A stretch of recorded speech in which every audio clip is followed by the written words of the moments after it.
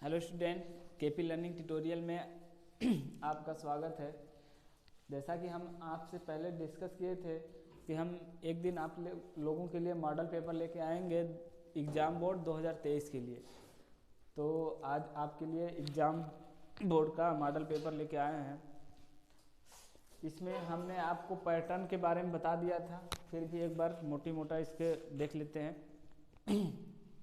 2023 का जो model paper होगा, एग्ज़ाम होगा, मॉडल पेपर उसी के टाइप का ही लिया गया है यहाँ पर आपको, ताकि ये आपको समझने में आसान हो जाए कि हमारा एग्ज़ाम का जो पेपर होगा और पैटर्न क्या होगा उसके हिसाब से। ठीक है, क्वेश्चन वही इसमें से भी आ सकते हैं, इससे अलग भी आ सकते हैं, ज़रूरी नहीं है। लेकिन हाँ, जो क्वेश्चन का टाइप होगा, जिस टाइप का क्वेश्चन आएगा, कितने नंबर का कौन सा क्वेश्चन होगा, कितना अधिकतम नंबर होगा, कितना न्यूनतम नंबर होगा, सबके बारे में यहाँ से डिटेल चर्चा की गई है। पहले वीडियो में हमने चर्चा किया था। यदि आपने उस वीडियो को नहीं देखा है, चैनल पर पड़ा होगा, पीछे आप जाकर दे सकते हैं। टाइम टेबल और सिलेबस के बारे में डिटेल से चर्चा की गई है। फिर भी हम एक बार आपको यहाँ पर क्वेश्चन स्टार्ट करने से पहले एक बार आपको बता देते हैं। जो आपका मैथ का है, स्पेशली बाबू, ये मैथ का मॉडल पेपर हमने 2023 का अपने हिसाब से तैयार किया है। इसमें आपको समय मिलेगा 3 घंटा 15 मिनट। 3 घंटा 15 मिनट में 15 मिनट आपको मिलेगा क्वेश्चन पेपर को अच्छे से पढ़ने के लिए। दूसरा चीज़, आपको पेपर 2 खंड में मिलेगा। पहला खंड अ और दूसरा खंड ब। अ वाले क्वेश्चन में क्या खंड में क्या होगा बाबू? अ वाले खंड में होगा कि 1 से लेकर 20 तक को आपको क्या मिलेंगे? बहुविकल्पी मिलेंगे, जिसका आंसर आपको केवल ऑप्शन रूप में दिया है। यहाँ पर आपको उसमें स्टिक करके अपने OMR सीट पर भरना पड़ेगा। OMR सीट के बारे में एग्ज़ाम आते आते आपको एक वीडियो लाएंगे, उस पर कैसे क्वेश्चन में उसका आंसर कैसे भरना है OMR सीट पर, उसको भी हम बताएंगे। पहले इसको देख लेते हैं। अभी बता देंगे तो आपको दिक्कत होगा, भूल जाएंगे। इसे एग्ज़ाम के लगभग में बताएंगे तो याद रहेगा अच्छे से। ठीक है, बहुत आसान होता है, इतना कठिन नहीं है। यहाँ पर क्या करना होगा, आपको 1 से लेकर खंड अ में अ से लेकर 1 से लेकर 20 तक क्या आएंगे? बहुविकल्पी क्वेश्चन आएंगे। उसमें से एक आंसर सही है, आप अपने OMR सीट पर भेजेंगे। दूसरा टाइप खंड आएगा ब। उसमें आपके 3 क्वेश्चन होंगे। पहला क्वेश्चन रहेगा, 6 क्वेश्चन दिए रहेंगे, 6 में से 6 करना होगा, 2-2 नंबर का एक क्वेश्चन होगा। दूसरा होगा अपने पास 4 नंबर का एक क्वेश्चन, 5 ठो दिया रहेगा, उसमें से नहीं 6 दिया रहेगा, 5 करना पड़ेगा आपको, 20 नंबर हो गया। तीसरा क्वेश्चन रहेगा 6 नंबर का, जिसमें से जैसे 1 का 2 क्वेश्चन रहेगा, एक या करके दिया रहेगा अथवा में, या 2 ये मतलब 6 में 3 क्वेश्चन आएंगे, एक ऑप्शनल क्वेश्चन रहेगा विकल्प में। यदि आप उसको करना चाहें तो ठीक है। जैसे 6 का 1 नंबर करेंगे, 2 ठो क्वेश्चन रहेगा, उसमें से एक कर सकते हैं आप। फिर 6 का दूसरा नंबर रहेगा, 6 नंबर वाले में दूसरा रहेगा, उसमें भी 2 क्वेश्चन रहेगा, किसी एक को करना होगा। उसी तरह तीसरा रहेगा, उसमें से 2 में से एक करना होगा। ठीक है, बस इसी टाइप का। बाकी आपको अच्छे से समझ में आएगा, आप वीडियो के लास्ट तक बने रहिए। मॉडल पेपर आप लोगों के लिए बहुत ही ज़रूरी था। इसमें क्वेश्चन एक से एक हैं, बेहतरीन क्वेश्चन लाए गए हैं। सरल भी नहीं है, न कठिन है, लेकिन हाँ एग्ज़ाम के लिए बहुत ही महत्वपूर्ण है। और हमने आपसे कहा था एक सीरीज लेके आने वाले हैं हम, जिसमें आपको प्रीवियस ईयर के क्वेश्चन कराए जाएंगे। ठीक है, तो आज से स्टार्ट करते हैं। पहले आपको मॉडल पेपर के बारे में बताएंगे, उसके बाद जैसे जैसे आगे बढ़ेगा समय, हम लोग भी सीरीज में क्वेश्चन पेपर प्रीवियस ईयर के लाएंगे, सॉल्व करके आपको क्वेश्चनों को दिखाएंगे और आपको अच्छे से प्रिपरेशन कराया जाएगा। यहाँ पर हमने कहा था आपको, केपी लर्निंग ट्यूटोरियल बाबू आपको कभी निराश नहीं करेगा। यदि आप हमारे चैनल पर नए हों तो सब्सक्राइब कर लीजिएगा। ऐसी महत्वपूर्ण जानकारी लेने के लिए यदि आप लॉन्ग टाइम तक हमारे चैनल से जुड़े रहते हैं तो आपको कभी नुकसान नहीं होगा, फ़ायदा होगा। उसके लिए आपको बेल आइकन को प्रेस करना पड़ेगा। वीडियो लाइक अंत तक बने रहिए, वीडियो पसंद आएगा तो लाइक ज़रूर करके जाइएगा, ठीक। चलिए स्टार्ट करते हैं क्वेश्चन नंबर 1। दो वृत्तों का क्षेत्रफल का अनुपात दिया है, उनके परिधि का अनुपात आपको बताना है। तो आप जानते हैं बाबू, क्या आपने क्वेश्चन पढ़ा, वृत्तों का क्षेत्रफल का अनुपात दिया है। जैसे एक वृत्त मान लीजिए पाई r1 है इसकी त्रिज्या, दूसरा है पाई r2, ठीक है। पाई का मान दोनों बराबर होगा और परिधि का अनुपात क्या होगा, 2 पाई r, परिधि होगा 2 पाई r1 2 पाई r2, ठीक है। ये नहीं होगा, दोनों में 2 पाई है, इसमें भी है इसमें भी है, पाई पाई तो सब में दोनों में वही रहेगा, कट जाएगा। यहाँ r1 हो गया, यहाँ r2 हो गया, स्क्वायर भी कर लेते हैं यहाँ पर, पाई r1 square pi r2 square 2 पाई r। ये पहले वृत्त का लिए हो गया, दूसरे वृत्त का। इसमें हमें इसका क्षेत्र दिया था, तो काटे चाहे ना काटे, इसका दिया है तो हम इसका मान क्या करेंगे, रख लेंगे। क्या दिया था, 9/16, यही दिया है ना।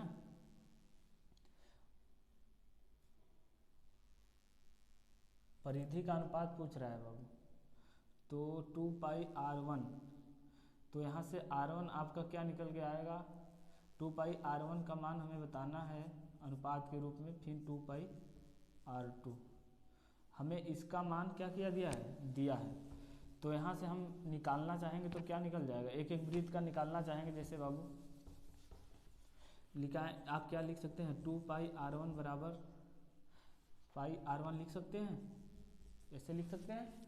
ये देखिए, इससे इसको काट दीजिए और यहाँ पे क्या बचा, अब r1 इक्वल टू, एक तरह से 9 दिया है, 9 रख लेंगे। उसके बाद दो वृत्तों के क्षेत्रफल का अनुपात इतना है, उनके परिधियों का अनुपात ज्ञात कीजिए। तो परिधि का अनुपात, परिधि निकालना पड़ेगा आपको, और परिधि निकालने के लिए आपको क्या करना पड़ेगा, पहले वृत्तों का क्षेत्रफल दिया था तो इसका स्क्वायर करना पड़ेगा। क्या दो वृत्तों, क्वेश्चन लग रहा है गलत है क्या, एक बार देख लेते हैं।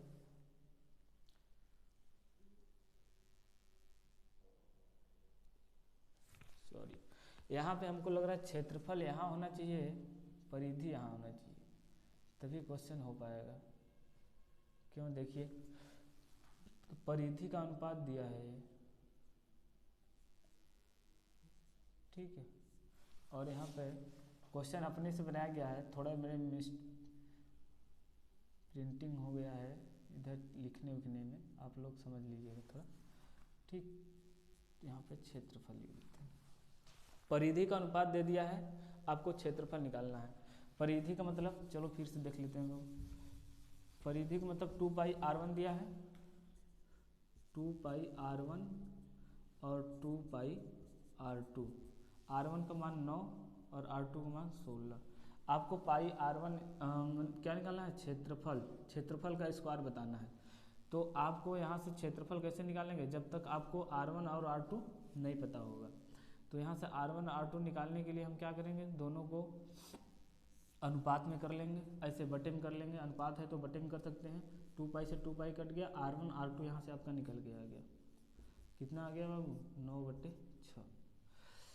हमें क्षेत्रफल का अनुपात r1 r2 हमें पता हो गया, तो यहाँ से निकालेंगे जब क्या क्षेत्रफल, तो पहले वृत्त का क्षेत्रफल होगा पाई r1 का स्क्वायर बटे पाई r2 का स्क्वायर बराबर 9/16, यही ना होगा। तो इसमें आपको निकालना है इसका क्षेत्रफल, तो r1 r2 का मान हम निकाल रख देंगे यहाँ पर, तो क्या हो जाएगा, यहाँ पे रख दीजिए मान इसका बारी बारी से, दोनों में पाई है तो कट जाएगा। r1 का मान हो जाएगा यहाँ से आपका 9/16, ठीक है, 9/16 का स्क्वायर, दोनों का स्क्वायर बारी बारी से लिख सकते हैं, ठीक है। तो कितना आ जाएगा आपका 81/16 का स्क्वायर करेंगे तो 256 ना। तो ऑप्शन यहाँ पे भी बदलना पड़ेगा आपको, 81 संबंधे 256।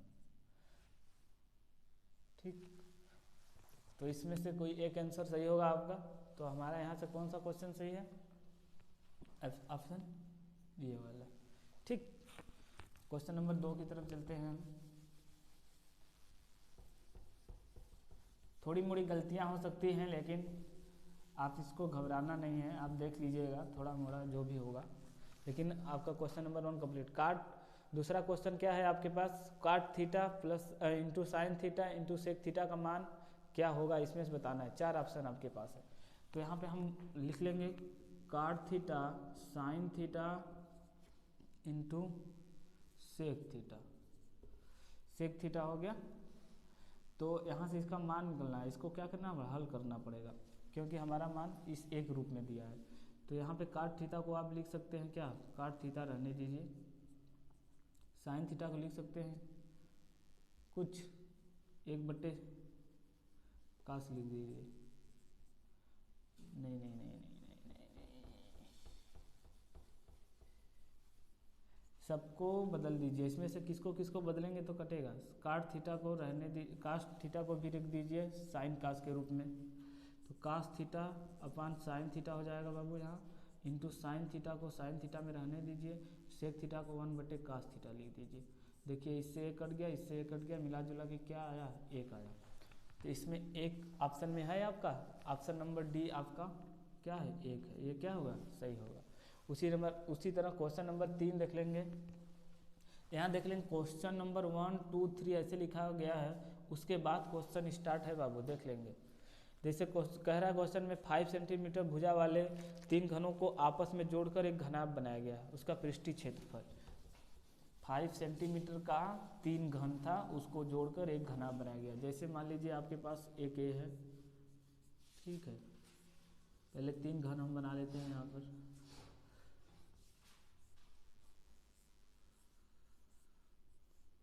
ये तो आपको लोगों को बनाने आता होगा, ठीक है। ऐसे 3 घन दिया है बाबू, क्या दिया है? 3 घन। सबके यहाँ 5 घन है, तो सबका क्या होगा? 5 सेंटीमीटर सेम होगा सब कुछ, लंबाई चौड़ाई ऊंचाई। कह रहा है इन तीनों को आपस में जोड़कर, जैसे इसको इसमें सटा दीजिए, इसको उठाकर इसमें सटा दीजिए, तो ये क्या होगा? आपके पास एक घनाभ बन जाएगा ना। उस घनाभ का हमें क्या बताना है? उस घनाभ का हमें बताना है क्या? पृष्ठीय क्षेत्रफल। तो पहले हम घनाभ बना लेंगे बड़ा सा, मान लीजिए ऐसा सबको आपस में सटाकर एक घनाभ बन गया। अब तो क्या हुआ? एक बार यहाँ जोड़े, 2 बार यहाँ, मान लीजिए तीनों को आपस में जोड़े हैं तो क्या होगा? 5 सेंटीमीटर 5 सेंटीमीटर 5 सेंटीमीटर है तीनों जगह, ठीक है। तीनों को आपस में जोड़ेंगे बाबू, अब तो लंबाई कितनी हो गई? 15 सेंटीमीटर हो गई ना। और जो ऊंचाई होगी बाबू वो क्या होगी? 5 सेंटीमीटर ही होगी। और जो हमारा क्या होगा? ये वाला ब्रिज चौड़ाई, ये भी 5 सेंटीमीटर रहेगा कि नहीं? हमारा L आ गया इतना, B आ गया इतना, और ये H आ गया इतना, ठीक है। अब पृष्ठीय क्षेत्रफल का सूत्र क्या होता है घनाभ का? 2 × LB + BH + HL। इसमें मान रख देंगे बाबू इसका। LB का मान क्या है? L × B मतलब 15 × 5 प्लस B का मान है 5, H का मान है 5 प्लस H का मान है 5, L का मान है 15। हल कर लेंगे इसको। 15 × 5 = 75, 5 × 5 = 25, 15 × 5 = 75। सबको जोड़ेंगे, यहाँ कितना आ जाएगा? 75 में 25 जोड़ेंगे 100, 175। 175, यहाँ पे 2 था तो इसको 2 लिख लेंगे, गुणे 2 कर दिए। 2 × 5 = 10 का 0 हाथ में आल 1, ठीक है। 2 × 5 = 10 0 हाथ में आल 1, 2 × 7 = 14, 15 5 हाथ में आल 1, 2 × 1 = 2 3। 350 3 बार मात्रक आपस में गुणा हो रहा है, गुणा नहीं हो रहा है, जोड़ा जा रहा है, तो 350 सेमी खाली आएगा, स्क्वायर नहीं रहेगा यहाँ पर। पृष्ठीय क्षेत्रफल में स्क्वायर कहाँ आता है, ठीक है। ये गलतियाँ हैं, हमने कहा था आपसे छोटी मोटी गलतियाँ हो सकती हैं, उसे आप समझ सकते हैं। तो यहाँ 350 सेम ही रहेगा, ठीक है, क्योंकि क्षेत्रफल और घना क्षेत्रफल निकालते हैं तो स्क्वायर बनता है और किसी चीज़ का घन निकालते हैं तो क्यूब बनता है, ठीक है। गुणा तो हो नहीं रहा है, मात्रक कैसे क्यूब स्क्वायर बनेगा, इसलिए आप क्या लिखेंगे यहाँ, ये वाला ऑप्शन इसका बाबू क्या है, सही है। कुछ धनात्मक पूर्णांक p के लिए प्रत्येक सम धनात्मक पूर्णांक का रूप क्या होगा, ये बताना है। ये आपका क्वेश्चन पहले ही चैप्टर से लिया गया है, ठीक है। उसमें आपने घन के रूप में, सम धन पूर्णांक के रूप में और विषम पूर्णांक, धन पूर्णांक ऐसे रूप पढ़े हैं, इस टाइप के क्वेश्चन उसी चैप्टर से ये क्वेश्चन है। तो यहाँ कह रहा है कुछ धन पूर्णांक p के लिए प्रत्येक सम धन पूर्णांक का रूप क्या होगा, तो क्या होगा बाबू, 2p+1 होगा, क्योंकि इसमें p का कोई भी मान रखें, जैसे मान लीजिए 2p+1 है, हमने कह दिया, ठीक है। इसमें p का कोई भी मान रखेंगे सम पूर्णांक, सम संख्या ही प्राप्त होगा, वो भी पूर्णांक में। जैसे 1 रखते हैं तो 2 × 1 + 1, 2 × 2, सम पूर्णांक की बात कर रहा है ना, तो इसमें इससे तो विषम पूर्णांक आएगा। क्वेश्चन नंबर पहला सही होगा ना। इसमें 1 रखेंगे तो 2, 2 रखेंगे तो 4, 3 रखेंगे तो 6। क्वेश्चन नंबर इसका ऑप्शन नंबर ए सही होगा। देखिए कैसे 2p होता है, कैसे होता है, 2 का मान, p का मान यहाँ कुछ भी रखेंगे हमेशा सम पूर्णांक प्राप्त होगा, ठीक है। p का मान अलग अलग बार अलग अलग रखेंगे तो लेकिन हर बार संख्या अलग प्राप्त होगी, साथ में पूर्णांक होगा, उसके साथ में क्या होगा, धन पूर्णांक प्लस सम संख्या होगी।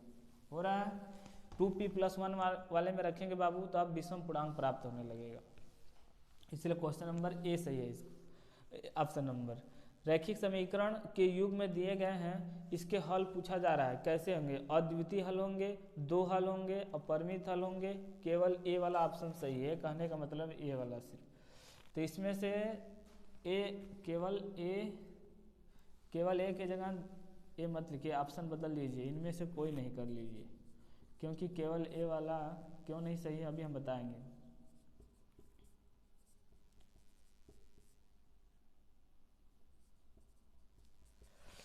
ये वाले का ऑप्शन बदले हैं हम यहाँ पर, क्यों, अभी आपको समझ में आएगा। रैखिक समीकरण के दिया है 2 ठो रैखिक समीकरण, क्या क्या दिया है बाबू, 6x - 7y = 1 दिया है, और दूसरा दिया है 3x 4y = 5। तो इसको हल करने के लिए हम पहले इसको इस टाइप में भी लिख सकते हैं, 6x 7y - 1 = 0, और इसको क्या लिख सकते हैं, 3x + 4y - 5 = 0, ठीक है। एक समीकरण आपके पास ये है और दूसरा समीकरण ये है, पूछ रहा है कितने हल प्राप्त होंगे।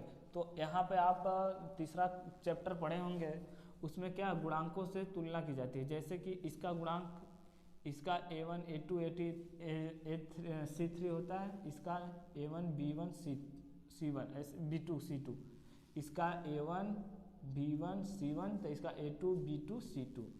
इसमें गुणांक से तुलना करके अनुपात निकाल के पता किया जाता है, जैसे कि a1/a2 बराबर नहीं होगा b1/b2 के, तो इसके अद्वितीय मान होंगे।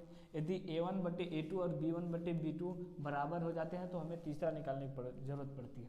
यहाँ पे निकाल के देखिए, पहला में 6 है, दूसरा का ये 3 है, x का गुणांक बराबर क्या है, बराबर b1 यानी -7/4, ये बराबर हैं एक दूसरे के, नहीं है तो क्या होंगे, अद्वितीय मान होंगे। मतलब क्या, इसका जो भी मान हल होके आएगा सिर्फ वो अकेला होगा, उसके अलावा कोई और मान नहीं होगा। मतलब इसका क्वेश्चन नंबर ए वाला क्या है, सही है। हमने यहाँ पर ऑप्शन बदला इसलिए क्योंकि इसमें लिखा था केवल ए, तो यहाँ भी सही हो जाता और यहाँ भी सही हो जाता, इसलिए क्वेश्चन को, ऑप्शन को क्या किया गया, बदल दिया गया। ये सब आसान से ऑप्शन होंगे, OMR शीट पर आपको इसका आंसर भरना होगा। इसके आगे हम चलते हैं, क्वेश्चन नंबर 6 में क्या लिखा है, 23/2 × 3 × 5 × 2 का दशमलव प्रसार ये पहले चैप्टर का ही सवाल है। दशमलव प्रसार शांत होगा कि अशांत होगा कि अशांत अनावर्ती होगा कि इसमें से कोई ऑप्शन नहीं सही। अशांत अनावर्ती का मतलब होता है पाई का मान। पाई का मान मतलब बाबू जैसे दशमलव .2 के बाद पॉइंट के बाद कोई भी नंबर न रिपीट हो और न ही वो भाग देना क्या होगा विभाग, जो यहाँ पे भाग हो रहा है वो न रुके न संख्या रिपीट हो, तो उसे अशांत अनावर्ती कहते हैं। आवर्ती किसे कहते हैं? जो क्या करता है एक ही संख्या रिपीट होने लगती है। तो यहाँ पर इसका मान हमने आपको क्वेश्चन चैप्टर के बारे में पढ़ाया था, तो उसमें बताया था जब कभी भी किसी भी संख्या के नीचे 2 आ जाए, 2 के पावर कुछ भी आ जाए या 5 के पावर कुछ भी रहे या 2 और 5 दोनों दिया रहे, इसके पावर कुछ भी रहे, उसका जो दशमलव प्रसार होगा हमेशा क्या होगा बाबू? शांत। क्या होगा? शांत। तो इस तरह से हमारा क्वेश्चन नंबर 6 का ऑप्शन नंबर ए से क्या है? सही है। ठीक है। उसके बाद क्वेश्चन नंबर 7 में देखिए क्या कह रहा है, यदि द्विघात समीकरण इतना के मूल समान है तो के का मान, मूल समान होता है तो विविक्तर निकाला जाता है बाबू। विविक्तर का सूत्र क्या होता है? डी बराबर होता है बी स्क्वायर माइनस 4ac, यही ना होता है। अब इस समीकरण को इससे तुलना करेंगे तो a का मान यहाँ से आएगा 3, b का मान आएगा -6 और c का मान आएगा k। इसमें मान रख दीजिए, मूल समान है तो मतलब क्या? d का मान बाबू क्या होगा? इसमें 0 होगा। d का मान क्या होगा? 0 होगा। तो 0 बराबर लिखेंगे b स्क्वायर -6 का स्क्वायर प्लस -4ac। a का मान 3 है, c का मान k है, तो यहाँ पे आ जाएगा 36 माइनस 4 12 के, इसको इस पर ले लेंगे तो क्या हो जाएगा? 12 के बराबर 36 और के बराबर यहाँ से 3 आ जाएगा। आ जाएगा के का मान आ गया कितना? 3। ऑप्शन नंबर क्या है? क्वेश्चन नंबर 7 का ऑप्शन नंबर ए सही है। ठीक है। इसी तरह से आसान आसान से क्वेश्चन है। हमने आपको कहा था लगभग आपको एग्जाम आते आते 8-10 साल के क्वेश्चन पेपर के प्रीवियस ईयर के क्वेश्चन पेपर सॉल्व करा दिए जाएंगे, साथ में ही जो बहुविकल्पी हैं लगभग अधिक से अधिक आपको क्या क्या बताया जाएंगे। यहाँ से क्वेश्चन नंबर 8 देखिए बाबू क्या कह रहा है, यदि ए भुजा वाले क्या कह रहा है, ए भुजा वाले समबाहु त्रिभुज की ऊंचाई होती है, उसके लिए क्या होता है फार्मूला? आप जानते होंगे, करड़ी में 3/2 इंटू भुजा होता है। क्या होता है फार्मूला बाबू? ये होता है। ये सब छोटी छोटी चीज़ें हैं, आपको याद करनी पड़ेगी। सब ए भुजा वाले समबाहु त्रिभुज है। समबाहु त्रिभुज का मतलब क्या? तीनों भुजाएं क्या है बाबू? बराबर। और इसका ऊंचाई यहाँ से हमें पूछ रहा है, तो क्या होता है? √3/2 इंटू h। ठीक है। ये कैसे निकलता है? लंबा प्रोसेस थोड़ा है, अब याद कर लेंगे तो ज़्यादा बेहतर होगा। इस तरह से क्वेश्चन नंबर 8 तक हमारा कंप्लीट हो गया। ठीक है। अब क्वेश्चन नंबर जगह तो है नहीं ब्लैक बोर्ड पर, फिर से लिखेंगे 9 से लेकर, उसके बाद आपको इसको डिस्क्राइब करेंगे। ठीक। तो क्वेश्चन नंबर 8 तक हो गया बाबू। अब क्वेश्चन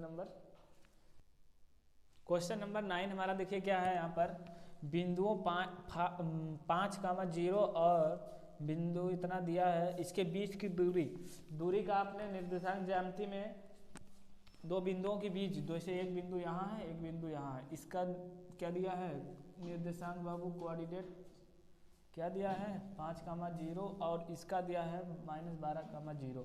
इनके बीच की दूरी बताना है आपको। क्या बताना है? इनके बीच की दूरी। तो आपने फार्मूला पढ़ा था d बराबर √ क्या? x2 माइनस x1 का square plus y2 minus y1 का स्क्वायर, यही ना पढ़ा है। तो ये मान लीजिए x1 है, ये y1 है और ये x2 है, ये y2 है। x2 मतलब क्या? -12 -5 का स्क्वायर प्लस y2 0 - 0 का स्क्वायर। ठीक है। यहाँ पे इसको सॉल्व करेंगे आप तो 12 5 17, 17 का स्क्वायर होगा यहाँ अंडर रूट 2 बार है, ये 0 हो जाएगा, इसका कोई मतलब ही नहीं है। स्क्वायर है तो एक बार बाहर निकल जाएगा 17, और 17 मात्रक या इकाई कह लीजिए, क्या है इसका आंसर होगा 17 दिया है ना। क्वेश्चन नंबर 9 का डी वाला आंसर क्या है, सही है। ठीक है, उसके बाद अगला क्वेश्चन हमारा क्या है, फार्मूले और मूले आपको अच्छे से याद होना चाहिए, तभी एग्जाम में आपको दिक्कतें नहीं होगी और टाइम भी नहीं लगेगा क्वेश्चन सॉल्व करने में। रेखा दिया है, एक रेखा का समीकरण ये है और दूसरा रेखा का समीकरण ये है, प्रतिच्छेद बिंदु क्या होगा। दोनों रेखाओं से एक्स वाई का मान निकालना होगा। एक्स में एक रेखा में तो x का मान दे ही दिया है, दूसरा रेखा हमारा है 2x + 3y = 12। तो क्या करेंगे बाबू, x की वैल्यू इसमें रख देंगे, तो ये क्या हो जाएगा 2 × 0 + 3y = 12। 3y ये 0 हो गया, कोई मतलब नहीं है, 12। y का मान यहाँ निकालेंगे 4। तो बिंदु क्या लिखते हैं आप, x, y। तो x का मान 0, y का मान 4। ऑप्शन नंबर कौन सा देख लीजिए, 0,4 कौन सा है, बी वाला ऑप्शन। ए वाला ऑप्शन आपके क्या है यहाँ पर सही है। क्वेश्चन नंबर 10 हो गया। क्वेश्चन नंबर 11 में क्या कह रहा है बाबू, एक आयत दिया है, उसके बिंदुओं के निर्देशांक दिया है आपको, उसका विकर्ण ज्ञात करना होगा। क्या ज्ञात करना होगा, विकर्ण। आयत पहले बना लेते हैं आप। ये आयत है आपका, इसका ए बी और सी और डी। ए का निर्देशांक क्या दिया है बाबू, 0,3, और इसका दिया है 5,0 और सी का दिया है 0,3। आपसे इसका विकर्ण पूछ रहा है, तो आप क्या करेंगे, सीधे यहाँ से यहाँ 2 बिंदु हो गए, इनके बीच की दूरी निकालेंगे। मान लीजिए x1 है, y1 है, और ये x2 है और y2 है, निकाल लीजिए। हमने अभी फार्मूला लिखा था x2 - x1 मतलब क्या, 0 - 0 का स्क्वायर प्लस y2 - y1 यानी 3 - 3 का स्क्वायर।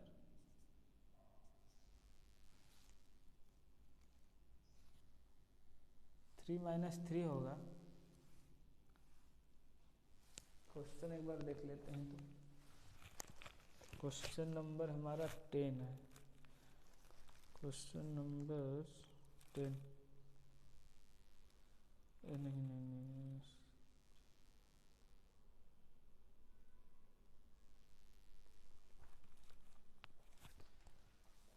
क्वेश्चन में कुछ गड़बड़ी है। यहाँ पे ऑप्शन बदल दीजिए इसका, यहाँ पे क्या लिख दीजिए, y2 का मान लिख दीजिए क्या 9, नहीं 12 लिख दीजिए। क्या लिख दीजिए बाबू, 12। तो यहाँ 12 होगा, 12 में से 3 घटाएंगे क्या बचेगा आपका 9। 9 का स्क्वायर होगा तो यहाँ 9 आएगा सिर्फ। ठीक है, ऑप्शन में आपके 9 नहीं दिया होगा, उसको बना लीजिए। ठीक है, ऑप्शन नंबर डी क्या होगा इसका सही आंसर होगा। ठीक, उसके बाद आगे देखिए क्या कह रहा है, द्विघात समीकरण 2x² - 4x + 3 के बारे में निम्न कथन दिए गए हैं, इस पर विचार करके ऑप्शन आपको सेलेक्ट करना है। ये ऑप्शन नहीं है, ठीक है, ये क्या है, ये ऑप्शन नहीं है, ऑप्शन नीचे है।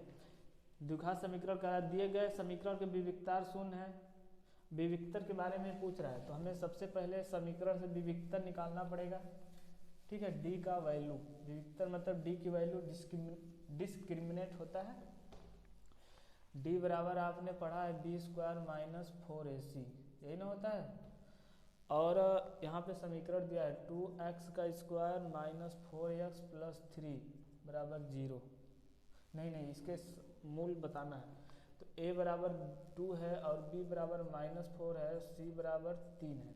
यहाँ से निकाल लीजिए, d का मान क्या आएगा, b² यानी 2 का स्क्वायर -4 × 4 का स्क्वायर। यार यहाँ पे गलती हो गया था, -4, बी का मान तो -4 है ना, -4 का स्क्वायर 4 × a का मान 2 × 3 का मान c का मान 3 तो यहाँ से डी की वैल्यू क्या आ जाएगी आपकी 16 माइनस 4 दूना 8 त्रिके 24। यहाँ पे डी की वैल्यू क्या आ रही है बाबू -8 आ रही है। अब डी का मान जब भी क्या होता है, डी का मान जब भी 0 से छोटा आ जाए तो काल्पनिक होता है और असमान होता है। तो ऑप्शन नंबर 3, कौन सा ऑप्शन इसमें सही होगा? डी का मान यहाँ से तो आपका क्या आ गया, डी का मान आपका आ गया माइनस में, तो मूल क्या हो जाएंगे, मूल आपके हो जाएंगे काल्पनिक हो जाएंगे ना। तो काल्पनिक होने का मतलब क्या है,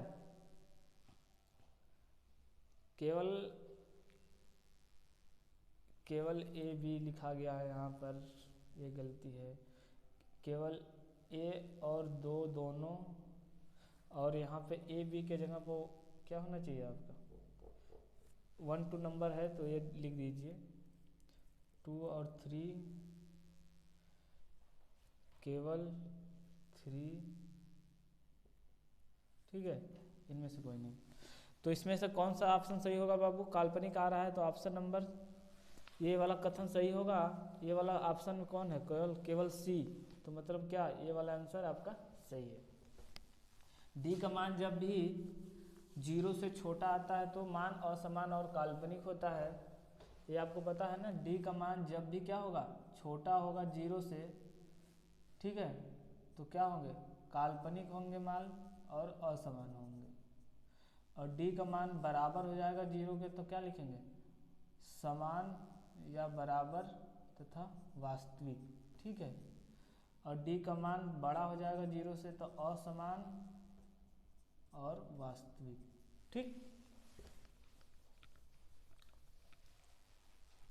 क्योंकि आपको हम बताए थे क्वेश्चन तो बताएंगे ही, साथ में उसके एक्स्ट्रा चीज़ें आपको बताई जाएंगी और इसके हिसाब से आपको ये बताया जाए। यदि दिया है यहाँ पर क्वेश्चन नंबर 13 देख लीजिए, यदि किसी बारंबारता का माध्य दिया है, मध्यिका दिया है तो बहुलक ज्ञात करना है। तो आपने सूत्र पढ़ा होगा क्या, बहुलक, बहुलक बराबर होता है मध्यिका माइनस माध्य, ऐसे होता है। बहुलक बराबर 3 माध्यिका 2 माध्य होता है, मात्रक लिखा गया था, ठीक है। तो यहाँ से आप इसको याद करने का एक हमारा ट्रिक क्या है, बहुलक में कितने नंबर है बाबू, 4, तो इसको एक तरफ रखिए, ठीक है, और इसमें 3 है फिर 2 है, घटते क्रम में लिख दीजिए 4 3 2। उसके बाद नंबर की बात करें, किसके आगे 3 किसके आगे 2 लिखना है, तो आप जानते हैं बहुलक है, यहाँ एक तरफ आ गया है, सबसे ज़्यादा है, तो मतलब 3 में से कितना घटाएंगे कि 1 आएगा, 2, ठीक है। इसे याद कर सकते हैं आप, इस फार्मूले में इसका मान रख दीजिए, आ जाएगा। बहुलक हमें ज्ञात करना है, कुछ मत करिए। 3 मध्यिका, 3 मध्यिका का मान क्या दिया है बाबू, यहाँ पर मध्यिका का मान दिया है 20, 2 माध्य का मान क्या दिया है 20.5, इसको गुणा करेंगे 60 हो जाएगा, ये -20 दूनी 40 41 19 आएगा, हाँ 19 आएगा मान ना, ये 41 है आपको, तो 19 वाला ऑप्शन कौन सा सही है, ये वाला सही है, ऑप्शन नंबर सी इसका सही है, क्वेश्चन नंबर 13 का, ठीक है। इस फार्मूले पर बस रखना था। इसमें द्विघात समीकरण दिया है आपको, इसमें डी का मान ज्ञात करना है। द्विघात समीकरण आपका क्या है यहाँ, 3x² - 6x + 4 = 0, a का मान 3, b का मान -6, c का मान 4, b² - 4ac, d का मान निकालने का ये फार्मूला है। तो b², b का मान क्या है बाबू, यहाँ 6 का स्क्वायर -4 इंटू a का मान 3 है और c का मान 4 है, 36 - 4 × 12 = 48 माइनस कितना आ जाएगा 12,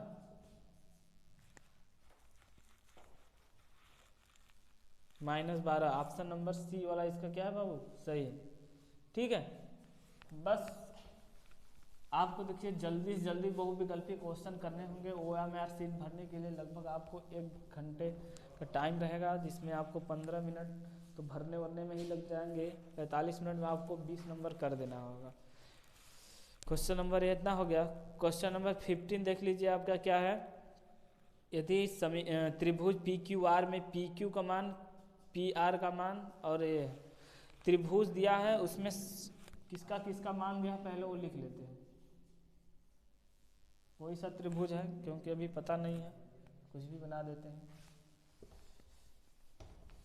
सीधा सीधा बना देते हैं थोड़ा।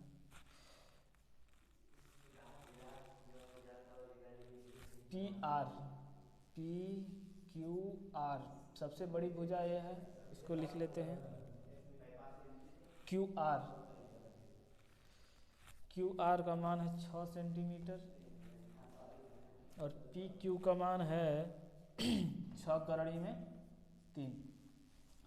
तो आप त्रिभुज बनाने के लिए क्या जानते हैं, आप जानते हैं सबसे बड़ी वाली भुजा हमेशा क्या होती है, भुजा का स्क्वायर छोटी दो भुजाओं के स्क्वायर के क्या होना चाहिए, बराबर होना चाहिए या उससे बड़ा होना चाहिए।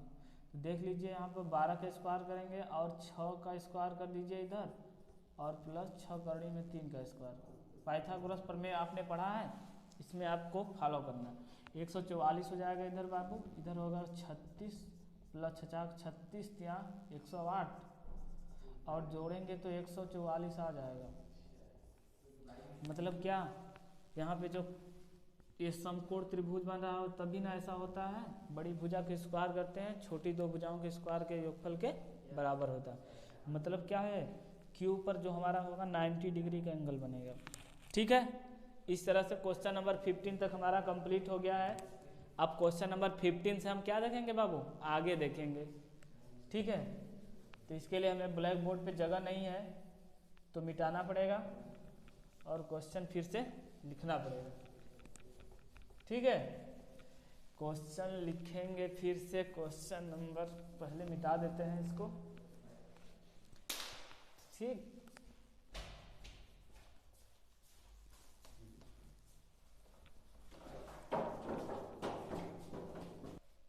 क्वेश्चन नंबर 15 तक हो गया था।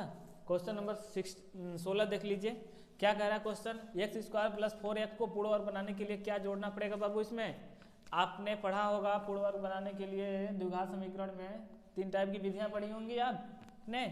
तो यहाँ पर पूर्ण वर्ग बनाने के लिए क्या किया जाता है, x के गुणांक का आधा करिए और उसका स्क्वायर कर दीजिए बाबू, और उसको उस द्विघात समीकरण में क्या कर दीजिए, जोड़ दीजिए और घटा दीजिए। x का गुणांक क्या है 4, 4 का आधा करेंगे 2, 2 हो गया, 2 का स्क्वायर करिए 4, 4 इस ऑप्शन में समीकरण में जोड़ देंगे और घटा देंगे तो क्या हो जाएगा, इस पूर्ण वर्ग बन जाएगा।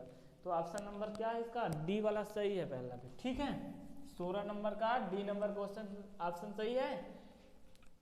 आपके लिए क्वेश्चन हमने बहुत ही मेहनत से बना के लाए हैं और ये क्वेश्चन का स्टैंडर्ड जो है ना बाबू, लेवल जो है बेहतरीन है। एग्जाम में कहीं न कहीं ये क्वेश्चन क्या है, किसी न किसी ईयर में एग्जाम में लगभग ये आए हैं या तो मॉडल पेपर है। हमने इस क्वेश्चन को बहुत ही मेहनत से और बहुत ही सोच समझ के यहाँ पर कलेक्ट किया है। आप यदि इस क्वेश्चन हमारे सीरीज से ही जुड़े रहते हैं तो हम आपको ये नहीं कहेंगे कि आप टॉप करेंगे, लेकिन हम ये जरूर कर सकते हैं आपने अच्छा मेहनत किया, प्रैक्टिस किया, हमसे जुड़ा तो लगभग बेहतरीन आप परफॉर्मेंस कर सकते हैं अपने एग्जाम में। tan थीटा का मान दिया है यहाँ पर और ऊपर इसका मान हमें बताना है। तो हम क्या करेंगे, पहले यदि हम tan थीटा का मान दिया है, इसमें नहीं है, अपने पास 2 तरीका है।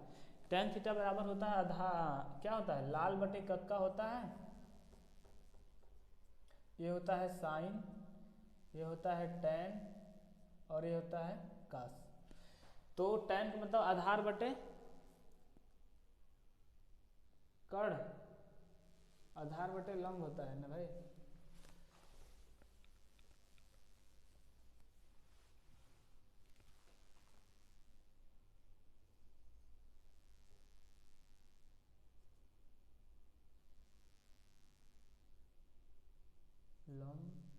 आधार और लंब, और नीचे के ए साइन कास, सॉरी यहाँ पे साइन होता है, फिर कास होता है, फिर टेन होता है, लंब बटे आधार होता है, ठीक है।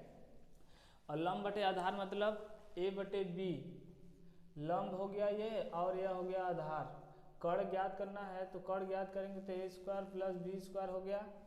आप ऐसे निकाल के इसमें मान रख दीजिए, या तो आपके पास और सरल तरीका क्या है, ऊपर नीचे दोनों से कास थीटा से भाग दीजिए, तो ऊपर क्या बचेगा बाबू, ये हो जाएगा टेन थीटा हो जाएगा, और minus A into cos theta है तो काट थीटा हो जाएगा, और नीचे क्या हो जाएगा B into ten theta minus A into cot theta. हमने क्या किया है, ऊपर नीचे कास थीटा से भाग दिया है, सॉरी ये कास थीटा है तो ये एक हो जाएगा ना दोनों जगह, ये कहाँ बनेगा, सॉरी ये लिख लेंगे, ठीक है। साइन थीटा में हमने कास थीटा से भाग दिया तो टेन थीटा बन गया, कास थीटा में कास थीटा से भाग दिया एक बन गया, उसी तरह नीचे कर लेंगे ये बन जाएगा। और हमें इसका मान पता है ए बटे बी दिया है, और माइनस ए बटे बी इंटू ए बटे बी माइनस ए, इससे ये ऊपर हो गया ए माइनस ए और नीचे भी ए माइनस ए, आंसर क्या है 0। आंसर क्या आ जाएगा अपने पास 0। ऑप्शन में है आपका आंसर ए ऑप्शन नंबर है 0, आंसर इसका क्या हो गया सही हो गया। दे रहा है इतना कि x अक्ष से दूरी बताना है, बिंदु 4 कामा -3 का x अक्ष से दूरी, x अक्ष होता है ना ऐसे, ये y अक्ष हो गया आपका और ये x अक्ष, कह रहा 4 कामा -3, 1 2 3 4 है, 1 2 3 4 है, 1 2 3 4 1 2 3 4, 4 कामा -3, 4 का x का मान हो गया, ये y का मान हो गया, 4 प्लस है तो इधर आएगा यहाँ पर, और y -3 है तो नीचे की तरफ लगभग ये बिंदु यहाँ पे आपको प्राप्त होगा 4 कामा -3। पूछ रहा है इस बिंदु की x अक्ष से कितनी दूरी है, तो कितनी दूरी है बाबू, कुछ लोग बता रहे होंगे -3, अरे गधा दूरी कभी माइनस में होता है नहीं ना, तो हमेशा इसका ऑप्शन में आप -3 लगाकर नहीं आ जाएंगे, ठीक है। ऑप्शन नंबर ए -3 है ना, ये नहीं लगाएंगे गलत हो जाएगा, ऑप्शन नंबर डी वाला सही है, ऑप्शन नंबर क्या है डी सही है इसका, क्योंकि दूरी हमेशा प्लस में लिखी जाती है, माइनस दिखाने का मतलब है क्या, वो आई अक्ष पर नीचे की तरफ है, ठीक है। क्वेश्चन नंबर यहाँ पर 19 में आ जाइए, क्या कह रहा है, यदि वृत्त का परिमाप और क्षेत्रफल का संख्यात्मक मान, वैसे तो संख्यात्मक वृत्त का एक वृत्त है उसका परिमाप और क्षेत्रफल कभी बराबर नहीं हो सकते हैं, लेकिन संख्यात्मक मान यानी अंकों के मान क्या हो जाए बराबर आ जाए, तो उनको क्या करना है त्रिज्या बतानी है, मतलब क्या कहने का हमेशा पाई आर का स्क्वायर और 2 पाई आर यहाँ कह रहा है बराबर हो जाए, तो पाई से पाई काट दीजिए, आर स्क्वायर से आर काट देंगे, आर का मान आ जाएगा 2 मात्रक, यही ना होगा सिर्फ। ऑप्शन नंबर 2 मात्रक किसमें है, पहले में सही, ऑप्शन नंबर ए इसका क्या है इस क्वेश्चन का सही है, ठीक है। उसी तरह आ जाइए क्वेश्चन नंबर 20 में, परिमेय संख्या इतना का दशमलव प्रसार दशमलव के कितने अंक तक समाप्त हो जाएगा, कहने का मतलब है, तो कह रहा है 14,587 में हम यदि 1250 से बाबू भाग देंगे तो कितनी बार में दशमलव खत्म हो जाएगा। आपको कुछ नहीं करना है, जो नीचे दिया रहेगा उसका कर लीजिए क्या गुणनखंड, कैसे भाग विधि से, ठीक है कर दीजिए। अब 5 से कटेगा बाबू, ठीक है, 5 एकम 5,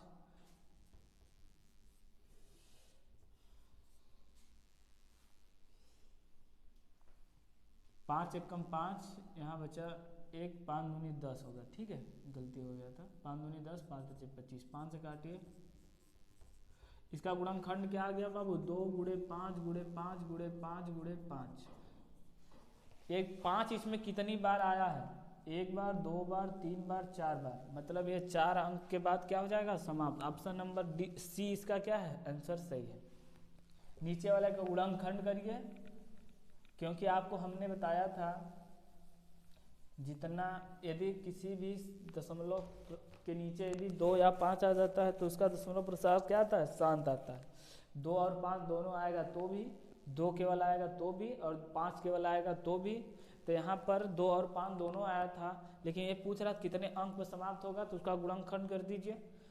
जितना अधिकतम बार जो संख्या रहेगी वो उसका क्या हो जाएगा, आंसर। इस तरह से क्वेश्चन, आप बहुविकल्पी क्वेश्चन आपके क्या हो गए, समाप्त हो गए। ठीक है, अब हम आगे चलेंगे।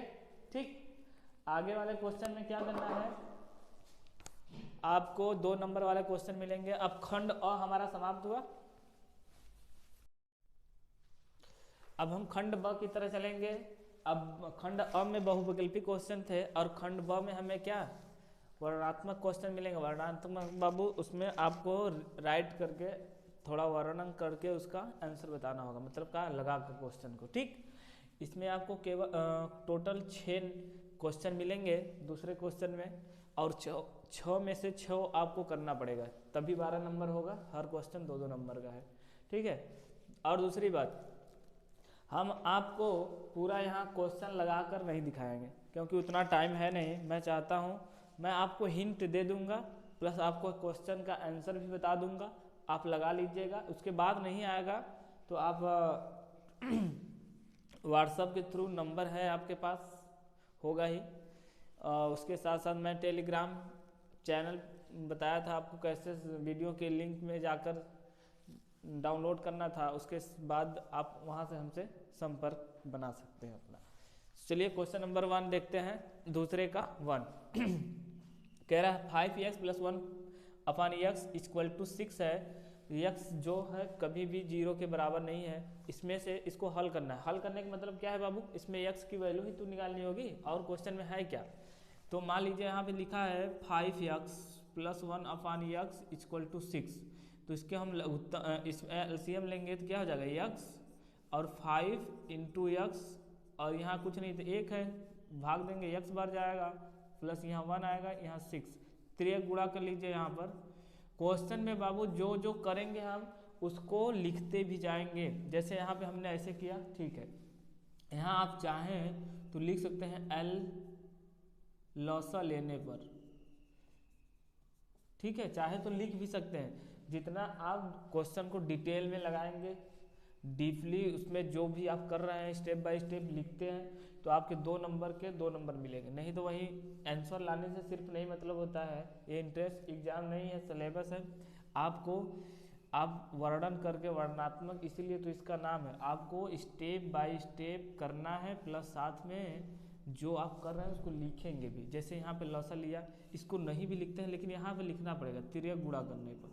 ठीक है, 3 गुणा करेंगे बाबू तो यहाँ क्या हो जाएगा, 5x² + 1 इधर है, और 6 का इधर गुणा कर लेंगे, 6x हो जाएगा। अब क्या करेंगे,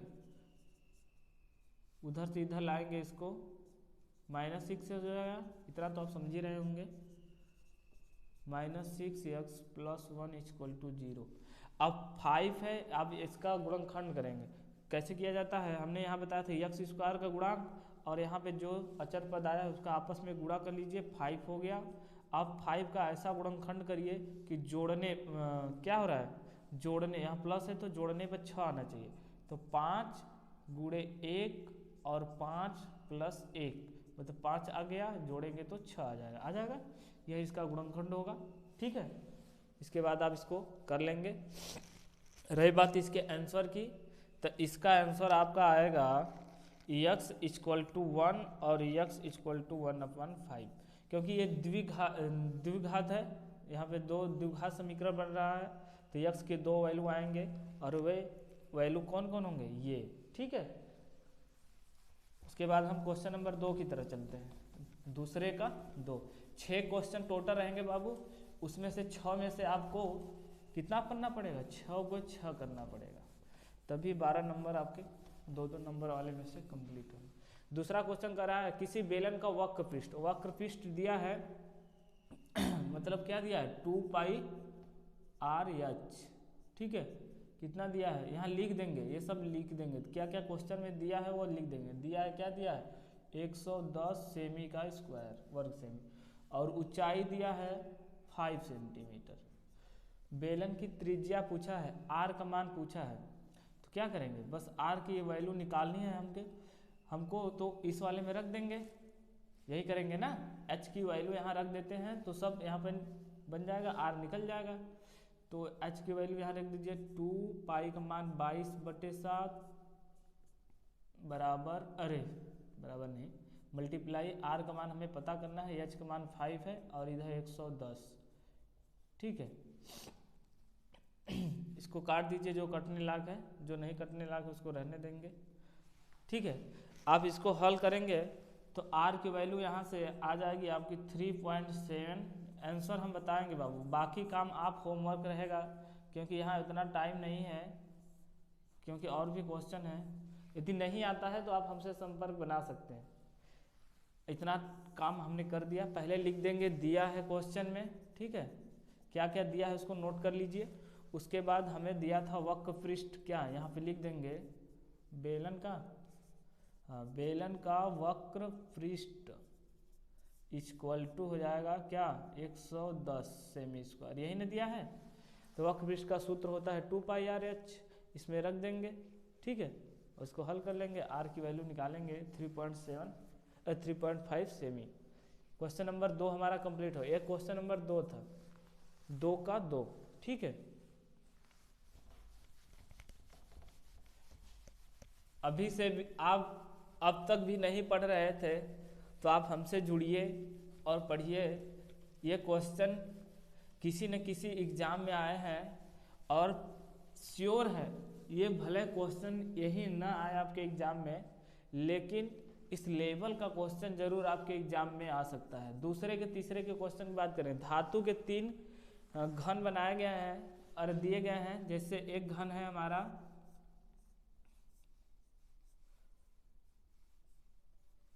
पहले हम घन बना लेते हैं, उसके बाद में हम बात करेंगे। ऐसे तो आप लोग को बनाने आता ही होगा, नहीं बनाने आता है देख लीजिए कैसे किया जा रहा है, वैसे से आप करेंगे बन जाएगा। इसकी भुजा दिया है 3 सेंटीमीटर, इसकी 4 इस घन की और इसकी 5। घन की बात की जा रही है तो सभी चीजें क्या होंगी इसमें सेम होंगी। कह रहा है धातु के 3 घन है 3, 4, 5 सेंटीमीटर, इन्हें पिघला कर, इन्हें आपस में मान लीजिए लोहे का है, इसको पिघला दिया जाए तो क्या एक बड़ा घन बना है जिसकी भुजा ज्ञात करनी है। तो आप यहाँ ये जान रहे होंगे यदि किसी भी जैसे ये 3 धातु के घन है, इनको पिघलाकर जो भी चीज़ बनाया जाएगा, इनका आयतन और जो भी चीज़ बनाया जाएगा उसका जो भी घन है, चीज़ नहीं मतलब क्या, एक इन्हें पिघलाकर घन ही बनाया जा रहा है। मान लीजिए इन्हें पिघलाकर कुछ और भी बनाया जाता है जैसे बेलन, शंकु, तो उनका आयतन उसका आयतन प्लस ये तीनों का आयतन का जो ऐड करेंगे दोनों इक्वल सेम होता है। मतलब क्या, यहाँ पे लिखेंगे जो जो क्वेश्चन में दिया है पहले लिख दीजिएगा फिर यहाँ पे लिखेंगे आप 3 छोटे घनों का आयतन इक्वल टू पिघलाकर बनाया गया बड़े घन का आयतन। 3 छोटे घनों का आयतन प्लस पिघलाकर बनाया गया बड़े घने का आयतन। पूरा को हम इस तरफ भी तो लिख सकते हैं। मान लीजिए बड़े घन का आयतन यहाँ पर क्या है, कुछ नहीं, एक ए मान लेते हैं, सूत्र होता है ये तीनों के छोटों घनों का आयतन का योग, ठीक है। 3 छोटे घनों का आयतनों का योग किसके बराबर होगा, पिघलाकर जो बड़ा सा घन बनाया गया है उसके आयतन के बराबर। तो मान लीजिए इसका A1 का क्यूब प्लस A2 का क्यूब प्लस A3, आपको ये समझने के लिए लिखा जा रहा है बस, ठीक है। मान लीजिए बड़े घन का आयतन ये है, यहाँ चाहे तो आप लिख सकते हैं। उसके बाद छोटे घन का A1, दूसरे छोटे का A2, तीसरे का A3। क्यूब का घन का आयतन का सूत्र होता है क्यूब, भुजा का क्यूब। तो यहाँ से A का क्यूब निकालेंगे आप छोटे वाले का 3 का स्क्वायर है प्लस 4 का स्क्वायर प्लस 5 का स्क्वायर, और यहाँ पे ए का क्यूब, इसको लिखते रहिए। अब क्या करना है, तीनों के जोड़ेंगे हैं, 9 3 त्रिक के 9 त्रिक 27 हो जाएगा बाबू। यहाँ पे 64 प्लस यहाँ पर 125, तीनों का आप जोड़ देंगे तो कितना आ जाएगा, आ जाएगा 216। ठीक है, और 216 आ गया आपका यहाँ जब, तो ए निकालना चाहेंगे आप तो क्या निकल जाएगा, यहाँ पे घनमूल के साथ हो जाएगा 216, और ए की वैल्यू यहाँ आप निकालेंगे तो कितना आ जाएगा 6, जो भी मात्रक है, सेंटीमीटर है तो सेंटीमीटर लिख देंगे, मीटर है तो मीटर। ठीक, ऐसे आप लगा सकते हैं। क्वेश्चन नंबर 3 हमारा कंप्लीट हो गया। अब उसके आगे हम चलेंगे। 6 सेंटीमीटर इसका आंसर आएगा बाबू। इसको तो हमने सॉल्व ही कर दिया, थोड़ा टफ था, हमने सोचा आपको बता देते हैं। आप जानते ही होंगे क्या कि आयतन में क्या होता है, उनको जोड़ा जाता है तभी उसके बराबर होगा। यदि आप हमारे चैनल पर नए हैं तो चैनल को सब्सक्राइब करना मत भूलिएगा, बेल आइकन को भी प्रेस किए रहिए ताकि आपको अच्छी अच्छी जानकारियाँ मिलती रहें। क्वेश्चन नंबर 3 हो गया। 4 की बात करेंगे। यहाँ पर 4 में कह रहा है 2 संख्याएं ज्ञात कीजिए जिसका योग 27 है और गुणनफल 182। इसको आप 2 तरीके से लगा सकते हैं। मान लीजिए पहली संख्या x मान लेते हैं, दूसरी y मान लेते हैं। ठीक है, क्वेश्चन के अनुसार यहाँ लिखेंगे, प्रश्नानुसार करेंगे तो x प्लस वाई का मान दिया है 27 और x इंटू वाई का मान दिया है 182। तो x माइनस वाई का मान यहाँ से आप निकालना चाहेंगे तो x प्लस वाई का स्क्वायर होता है -4xy। इसमें x y का मान ये है, x प्लस वाई का मान ये है, इससे आप लगाना चाहेंगे तो भी लग जाएगा। और दूसरा तरीका आपके पास क्या है, ये पहला था। दूसरा तरीका है, मान लेते हैं आप पहला संख्या क्या है, मान लीजिए पहली संख्या x है, तो दूसरी संख्या आपको यहाँ से क्या प्राप्त होगी बाबू, 27 माइनस x। जब हम कह दें 2 संख्याओं का योगफल 25 और उसमें से एक संख्या 12, तो 25 दोनों में से पहला वाले को घटा देंगे तो पता चल जाएगा दूसरी संख्या। वही काम किया गया है, दोनों का योगफल 27 दिया था, पहली संख्या हमने मान लिया x, तो ये हो गया। अब कह रहा है प्रश्न के अनुसार यहाँ पे लिख देंगे, प्रश्नानुसार क्या लिख देंगे बाबू, ये कह रहा है x इंटू पहली संख्या का गुणनफल दूसरी संख्या का गुणनफल कितना है 182। इसको हल करेंगे आप, द्विघात समीकरण बनेगा, क्या हो जाएगा 27x माइनस x स्क्वायर, उधर इसको ला लीजिए द्विघात समीकरण, या तो पूरा को उस पर ले जाएंगे फिर, या तो माइनस कॉमन लेके भाग दे दीजिए तो हो जाएगा x square minus 27x plus 182। हमने क्या किया, माइनस कॉमन लिया, उधर भाग दे देंगे, कोई मतलब नहीं। अब इसको हल करेंगे तो आपको यहाँ से x की 2 वैल्यू प्राप्त होगी, एक x बराबर 13, ax बराबर 1 14। तो बारी बारी से दोनों का मान रखेंगे, एक बार x लेंगे तो दूसरी संख्या 14 हो जाएगी, अरे हाँ 14 हो जाएगी, जब 14 लेंगे तो दूसरी संख्या 13 हो जाएगी। दोनों को बारी बारी से मान रखेंगे, आपका आंसर आ जाएगा। 2 तरीके हैं, पहला तरीका तो हो गया एक चर मान लेते हैं तो, और दूसरा वाला तरीका, पहला तरीका था 2 चर मानते हैं तो, और दूसरा तरीका क्या था, एक ही चर से दोनों को लगा देंगे। क्वेश्चन लिख लिख कर लगाएंगे, प्रश्नानुसार क्या कह रहा है क्वेश्चन में वैसे, ठीक है, नहीं कि अपने मन से ही लगा दें तो ऐसे नहीं होगा बाबू। कह रहा है 21 सेंटीमीटर वाले एक वृत्त की त्रिज्यखंड का क्षेत्रफल ज्ञात करना है जिसका केंद्रीय कोण 120 सेंटीमीटर। मान लीजिए ऐसे है, ठीक है, क्या कह रहा है, त्रिज्यखंड मतलब त्रिज्याओं से घिरा हुआ आकृति त्रिज्यखंड है, मान लीजिए आकृति है आपका, ठीक है। इसको उल्टा भी बना सकते हैं, ये एक आइसक्रीम जैसा लग रहा है, आइसक्रीम मत समझिए इसको, ये त्रिज्यखंड है, क्या है, त्रिज्यखंड।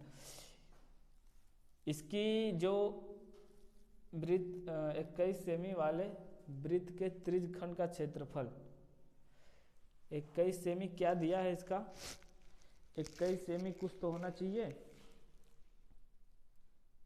21 सेमी इसकी त्रिज्या है, यहाँ पे लिख लेंगे आप 21 सेमी क्या है, त्रिज्या, ठीक है। 21 सेमी ये त्रिज्या है। तो आप जानते हैं क्या, आपने सूत्र पढ़ा होगा, क्या पढ़ा होगा बाबू, त्रिज्यखंड का क्षेत्रफल, त्रिज्यखंड का क्षेत्रफल का सूत्र होता है पाई आर स्क्वायर इंटू बटे 360 इंटू थीटा। थीटा का मान वही जो यहाँ पे दिया है, तो पाई का मान 22/7 हो जाएगा, आर का मान 21 गुणे 21 और फिर यहाँ 360 नीचे है गुणे थीटा का मान 120। इसको इससे काट देंगे 4 बार में, इसको काट देंगे 3, तो कितना आ जाएगा 22×3 66 गुणे 21 और बटे सबके 4 है। गुणा करके भाग करके आंसर लाएंगे आप, तो कितना आएगा, आ जाएगा यहाँ पर 462 सेमी स्क्वायर, सेमी है तो ठीक है, 462 इसका आंसर आएगा। आप इसको हल कर लीजिएगा। 5 नंबर हम कर लिए, क्वेश्चन नंबर 6 करेंगे अब। क्वेश्चन नंबर 6 में क्या कह रहा है आपका, चित्र ए बी सी के आधार पर बी सी समांतर है, पी क्यू खींचा गया है, पी क्यू और इतना का अनुपात दिया है, तो आपको क्या ज्ञात करना है, ए पी और बी पी का अनुपात। एक त्रिभुज बना लेंगे आप पहले, यहाँ पर कह रहा है पी क्यू है, ए है, ए बी है, ये सी है, ये कह रहा है त्रिभुज ए बी सी हमने बड़ा वाला बनाया, इसमें कह रहा है पी क्यू जो खींचा गया है बी सी के समांतर है, तो बी सी के समांतर हमने पी क्यू यहाँ खींच लिया। अब क्वेश्चन में क्या कह रहा है, बी दिया है क्वेश्चन में P Q ratio B C का मान दिया है 1:3, यही ना। आप A P ratio P B का मान बताना है। तो आप यहाँ पे देख रहे हैं, क्या देख रहे हैं, 2 त्रिभुज बन रहे हैं यहाँ पर, ये इसको काट रहा है, ये इसके समांतर है और काट रहा है, तो मतलब क्या है यहाँ पर कहने का मतलब होगा ए पी भुजा ए बी पर जो होगी अनुपात बराबर किसके होगा, पी क्यू होगा ना। ये आपने पढ़ा होगा, छोटा वाला इसका अनुपात और इसका अनुपात क्या होता है, इसका अनुपात का ये अनुपात दोनों का बराबर है, छोटी त्रिभुज का बड़े त्रिभुज का अनुपात प्लस इसका अनुपात इसके अनुपात के बराबर होता है। तो AP को कुछ मत करिए यहाँ से, और AB को क्या लिख सकते हैं आप, AP और प्लस PB ये लिख सकते हैं। AB का हमने 2 पार्ट में तोड़ के लिख दिया, PQ है इसको रहने दीजिए, BC है इसको भी रहने दीजिए। अब इसको दोनों पक्षों को उल्टा करेंगे। अब दोनों पक्षों को उल्टा करते हैं तो कोई प्रभाव नहीं पड़ता है, ये तो आप जानते हैं। तो हो जाएगा AP plus PB upon AP equal to BC upon PQ हो जाएगा बाबू। अब यहाँ से अलग अलग लिख देंगे, AP upon AP plus PB upon AP equal to BC upon PQ। ये इससे कट के 1 हो जाएगा, 1 प्लस PB अपान AP ये हमें ज्ञात करना है, और BC अपान PQ का मान यहाँ से दिया है, BC यहाँ पे आप चाहे तो PQ अपान था, यहाँ पे इसका मान 1/3 रख सकते थे, और यहाँ पे उल्टा कर दिया गया है तो 3/1 हो जाएगा ये मान, ठीक है। तो वहाँ लिखने की कोई ज़रूरत नहीं, सीधे हम 3/1 लिख देंगे इसको। हमने इसी जगह इसका मान रख दिया, दोनों पक्षों को उल्टा किया तो ये भी उल्टा हो जाएगा। अब क्या करेंगे, हमको PB रेशियो AP चाहिए, तो ये वाले को उस पर भेज देंगे, या तो चाहे तो आप इसको क्या रहने दीजिए, ऐसे पहले यहाँ पे लिखिए PB अपान AP बराबर 3 उधर है 1 उधर भेज देंगे 1 हो जाएगा।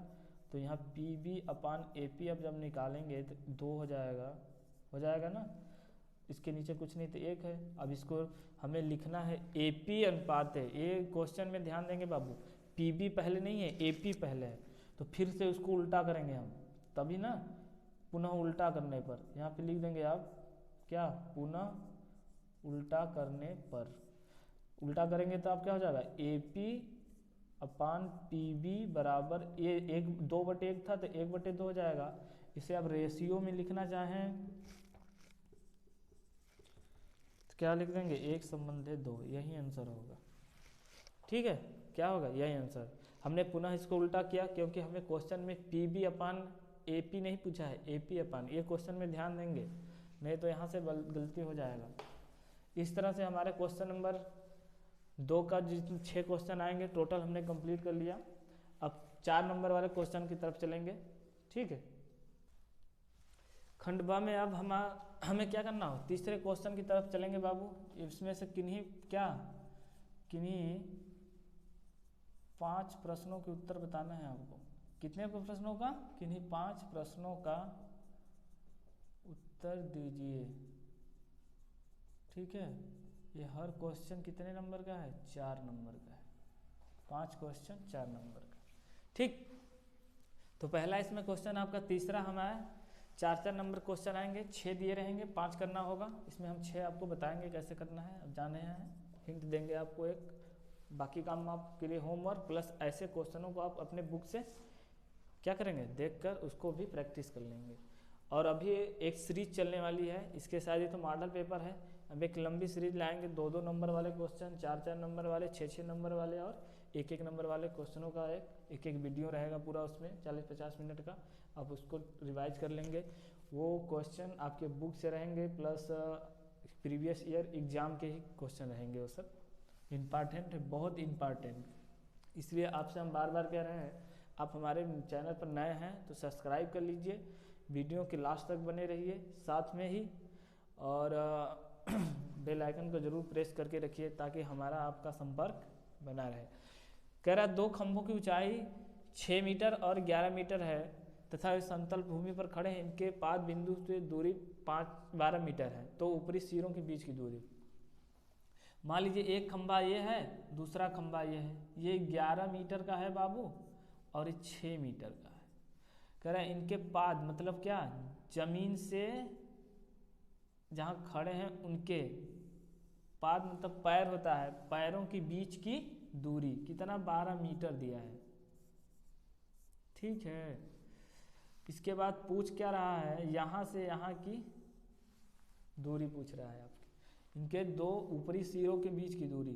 तो अब यदि इसको ऐसे मिला देते हैं तो ये 6 है तो ये भी 6 होगा, होगा कि नहीं होगा, क्योंकि ये एक तरह से क्या बन गया, आयत। ये वाला इसके बराबर होगा, मतलब ये 12 मीटर होगा यहाँ। अब इसका चाहे तो नाम लिख दीजिए ABC और AOD। ठीक है, एक तरह से आप फिगर बन गया। इस क्वेश्चन में फिगर का ही मेन कमाल है। आप यहाँ पे ये सोच रहे होंगे ये ऊंचाई दूरी का सूत्र क्वेश्चन है, इसमें थीटा दिया ही नहीं है, कैसे निकालेंगे। नहीं नहीं बाबू, ये ऊंचाई दूरी का क्वेश्चन ही नहीं है। ये क्वेश्चन किसका है, ये क्वेश्चन है यहाँ पे 90 डिग्री बनेगा, आप जान रहे हैं। ठीक है, कैसे जान रहे हैं, क्योंकि ये आयत बन गया, यहाँ से हम सीधे इसको मिला रहे हैं तो यहाँ पे 90 डिग्री ही बनेगा। साथ में ये क्वेश्चन है पाइथागोरस प्रमेय से लगने वाला। यदि हमें दिया है जो लिख लेंगे क्वेश्चन में बाबू यहाँ पर। ठीक है, यहाँ पे CD बराबर लिख देंगे 6 मीटर और AO बराबर 11 मीटर। यदि DO बराबर दिया है 12 मीटर तो CB भी बराबर कितना हो जाएगा, 12 मीटर। साथ में ही AB हमें ज्ञात करना है तो लिख सकते हैं AO माइनस BO। तो AB हमें ज्ञात करनी है, रहने दीजिए, और AO का मान हमें पता है कितना है, 11 मीटर। इसमें से घटा देंगे 6 मीटर तो बचेगा कितना, 5 मीटर। ये हो गया, हमें ये भुजा पता हो गया, ये यहाँ से कितना हो गया, 5 मीटर, और ये पता हो गया। कर्ण निकाल सकते हैं। अब क्या जानते हैं, कर्ण का स्क्वायर बराबर होता है आधार का स्क्वायर प्लस लंब का स्क्वायर। कर्ण का स्क्वायर हमें ज्ञात करना है, आधार का स्क्वायर 12 का स्क्वायर करेंगे प्लस यहाँ पर कितना 5 का स्क्वायर, 144 प्लस 25 करेंगे बाबू 169 आएगा। और यहाँ पे कर्ण हमें ज्ञात करना है तो ये अंडर रूट हो जाएगा। इस तरह से कर्ण हमारा क्या निकल के आ गया 13, मात्रक क्या है मीटर लिख देंगे यहाँ पर आप लास्ट में। चाहे तो हम मीटर लिखते जाएं, बाद में अथू करेंगे, यहाँ पे निकालेंगे तो अंडर रूट मीटर नीचे, चाहे तो आप नंबर को लिखिए लास्ट में मीटर लिख देंगे तो भी कोई ज़्यादा गलती नहीं। आपका आंसर आ गया 13 मीटर, मतलब क्या AC ही निकालना था हमने। कितना आ गया बाबू 13 मीटर, यहाँ पे लिखेंगे नहीं, यही आंसर होगा। ठीक, क्वेश्चन नंबर 1 कंप्लीट हो गया। थोड़ा जल्दी जल्दी करेंगे, वीडियो बहुत बड़ा हो जाएगा। आप लोग सोच रहे हैं क्योंकि आप लोग को समझाने में ही वीडियो बड़ा है, इसलिए मैं कह रहा हूँ क्वेश्चन वीडियो को लास्ट तक बने रहेंगे तभी आपको अच्छे से समझ में आएगा, क्योंकि इसमें कुछ काम तो हम कर रहे हैं, कुछ काम आपको करना है। ठीक, बाकी जो क्वेश्चन वीडियो आएंगे आपके वो सब में हम क्वेश्चन सॉल्व करेंगे, लेकिन ये मॉडल पेपर में आपको बता दे रहे हैं, आप बाकी काम करेंगे। सिद्ध कीजिए बिंदु इतना संरेख है। दूसरा नंबर क्वेश्चन करा है, इतना इतना संरेख है बाबू। आपसे हम कह दें, क्या कह दें, कह दें ये बिंदु संरेख है। जब भी कोई कह देगा तो क्या करेंगे, ये x1 है, ये y1 है, ये x2 है, ये y2 है, ये x3 है, ये y3 है, ये पूरा पूरा। ठीक है, यदि बिंदु संरेख है तो मतलब क्या त्रिभुज का क्षेत्रफल क्या होता है 0 होता है। यदि बिंदु क्या है, यहाँ लिख लेंगे, यदि बिंदु इतना इतना क्या है संरेख है, लिख देंगे यहाँ पर। ठीक है, संरेख है तो इनसे बनने वाला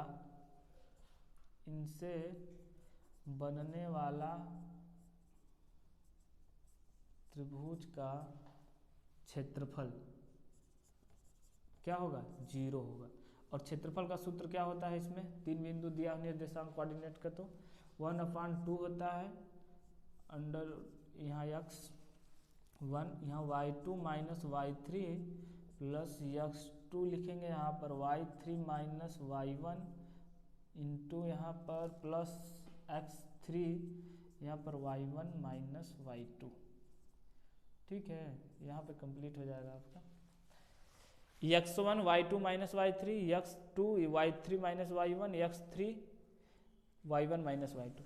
पहला यदि आप याद कर लेते हैं क्या 1/2 होता है, ये इसका मान 0 दिया है, इसमें इसका मान रख देंगे, 0 की स्क्वायर कट के आ जाएगा, मतलब क्या है संरेख है। क्योंकि यदि ये बिंदु ऐसे दिया हो, मान लीजिए इसका निर्देशांक यहाँ हो, इसका निर्देशांक यहाँ, इसका निर्देशांक यहाँ, तो यदि ये संरेख होंगे तो मतलब क्या इनका क्षेत्रफल आएगा नहीं, क्योंकि रेखा क्षेत्रफल तो आता नहीं।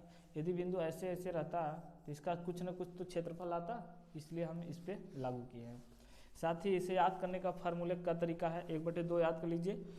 उसके बाद x1 हमेशा गुणा के रूप में होता है, और 1 2 3 123 याद कर लीजिए, प्लस x2 आएगा, जैसे 1 आया तो y2 का y3 का घटाना होगा, x2 आएगा तो मतलब x2 के बाद क्या आता है सीधे 3 आता है, तो 3 1, x3 आएगा तो y1 माइनस y2। ठीक है, बस ऐसे ही आप इसको सॉल्व करेंगे जब ना तो 0 आ जाएगा और लिख देंगे, अतः ये क्या है बिंदु संरेख। बस उसमें और कुछ करना नहीं है आपको। क्वेश्चन में दिया है आगे त्रिभुज इतना का योगफल ABC। आप जानते हैं क्वेश्चन नंबर 3 की बात कर रहे हैं, 3 के तीसरे की। A plus B plus C बराबर जानते हैं आप कितना होता है 180 होता है बाबू। यदि हम A प्लस B इधर रख लें और इधर क्या हो जाएगा 180 माइनस C, ऐसे लिख सकते हैं, बिल्कुल लिख सकते हैं। आप क्या करेंगे दोनों पक्षों में 2 से डिवाइड कर देंगे, तो A प्लस B यहाँ लिख देंगे, दोनों पक्षों में 2 से भाग देने पर। ठीक है, क्या करने पर भाग देने पर, A/2 बराबर 180 माइनस C/2। इसको ऐसे भी लिख सकते हैं आप, क्या लिख सकते हैं 90 माइनस सी अपन टू, ऐसे लिख सकते हैं। अब दोनों पक्षों में क्या ले लीजिए, साइन ले लीजिए। यहाँ पे लिख दीजिए दोनों पक्षों में साइन लेने पर, क्या बाबू, साइन लेने पर, ठीक है। देखिए हम जो लिख रहे हैं वो भले आपको समझ में ना आ रहा हो, लेकिन हम जो बोल रहे हैं आपको समझ में आ रहा होगा। इसलिए जल्दी जल्दी, क्योंकि वीडियो बहुत लंबा ना हो जाए, इसमें हम आपको हिंट दे रहे हैं कैसे करना है क्वेश्चन को, बाकी काम आप अपने घर पे करेंगे, ठीक। यहाँ पे sine 90 minus C upon two, sine 90 minus theta क्या होता है, कास सी थीटा, थीटा का मान क्या है यहाँ पे c/2, यही तो हमें सिद्ध करना था। आ गया, क्या हुआ, आ गया ना। बस इतना आप काम कर लेते हैं तो 4 नंबर आपके कंप्लीट मिल जाएंगे। हम बार बार कह रहे हैं आपको, जैसे हम लगा रहे हैं बिल्कुल वैसे नहीं लगाना, ये आपको बस हिंट दिया जा रहा है। आप थोड़ा लिख कर लगाएंगे, वो कैसे लिख के लगाना है आपने 1 साल पढ़ा है तो पता ही होगा, और नहीं पता है तो हम आने वाली सीरीज जो है उसमें एक एक क्वेश्चन आपको सॉल्व करके अच्छे से ढंग से पेपर में कैसे लिखना वैसे दिखाने वाले हैं। इसलिए हम बार बार आपसे कह रहे हैं बेल आइकन को ज़रूर प्रेस करके रखिए, ताकि हमारा जो भी आगे का वीडियो आएगा आपको उसकी जानकारी मिले, प्लस आप हमसे जुड़े रहें और अपने एग्जाम में अच्छा बेहतरीन प्रदर्शन करें। कह रहा है इतना को ब्रज, समीकरण इतना और समीकरण इतना को ब्रज गुणनखंड विधि से हल कीजिए और बताइए कितने हल संभव हैं। तो दोनों समीकरणों को पहले हम क्या लिख लेते हैं बाबू यहाँ पर, तो इसको हम ऐसे भी तो लिख सकते हैं। ब्रज गुणनखंड में हल करने के लिए हमें जो बराबर के उस पक्ष में जो भी नंबर रहता है पहले उधर लाते हैं, उधर हमेशा क्या होना चाहिए, 0 होना चाहिए। यदि नहीं होगा तो गड़बड़ हो जाएगा। x + 2 बराबर y लिखा है यहाँ, तो x + 2 - y = 0, इसको ऐसे लिख सकते हैं x - y + 2 बराबर 0। एक समीकरण हमारा एक हो गया ये, और दूसरा समीकरण ये हो गया। आप ब्रज गुणनखंड विधि से हल करने का तरीका जानते होंगे। इधर x लिखा जाता है, फिर y लिखा जाता है, फिर 1 सबके बटे में कर लीजिए, कुछ नहीं करना है, खाली बराबर कर लीजिए और बटा बना लीजिए सब। हमने x की, जब भी x की बात करेगा यहाँ से x वाले को तोप लीजिए, ऐसे x का गुणनखंड करना है तो x वाले को तोप लीजिए, तो यहाँ y और यहाँ y है। समीकरण आपका क्या बन रहा है, 2x + y - 4 = 0। दूसरा समीकरण क्या है, x - y + 2 बराबर 0। x के नीचे वाला x का निकला है तो x वाले को ऐसे ढकिए, और y वाला जो पहले ऐसे लिखेंगे, ऐसे वाले को गुणा करते हैं पहले, क्या होगा, इसका गुणा 2 है यहाँ, इसका गुणांक क्या है, 1 है। 1 और 2 का गुणा कर दीजिए, यहाँ पर 2 माइनस लगाते हैं, इसका इसमें गुणा करेंगे तो माइनस रहेगा, क्योंकि ये माइनस प्लस हो जाएगा। इसका गुणांक 1 है, इसका गुणांक क्या है, यहाँ पे 2 है, यहाँ पर 1 है, यहाँ पे -4 है, यहाँ पे क्या है 1 है, यहाँ -1 है, लिख देता हूँ आपको समझने में आसानी रहेगी। प्लस हमने कहा था ax वाले को ढकिए, गुणा कर दीजिए, ऐसे पहले गुणा करते हैं, 2 एकम 2, माइनस का गुणा माइनस में प्लस हो जाएगा, +4 तो माइनस आ जाएगा, यहाँ हो गया। अब इसका लिखना है तो y वालों को ऐसे ढक दीजिए, इसके लिए ये 2 और 2 गुणे 4 हो जाएगा, माइनस y माइनस है तो +4,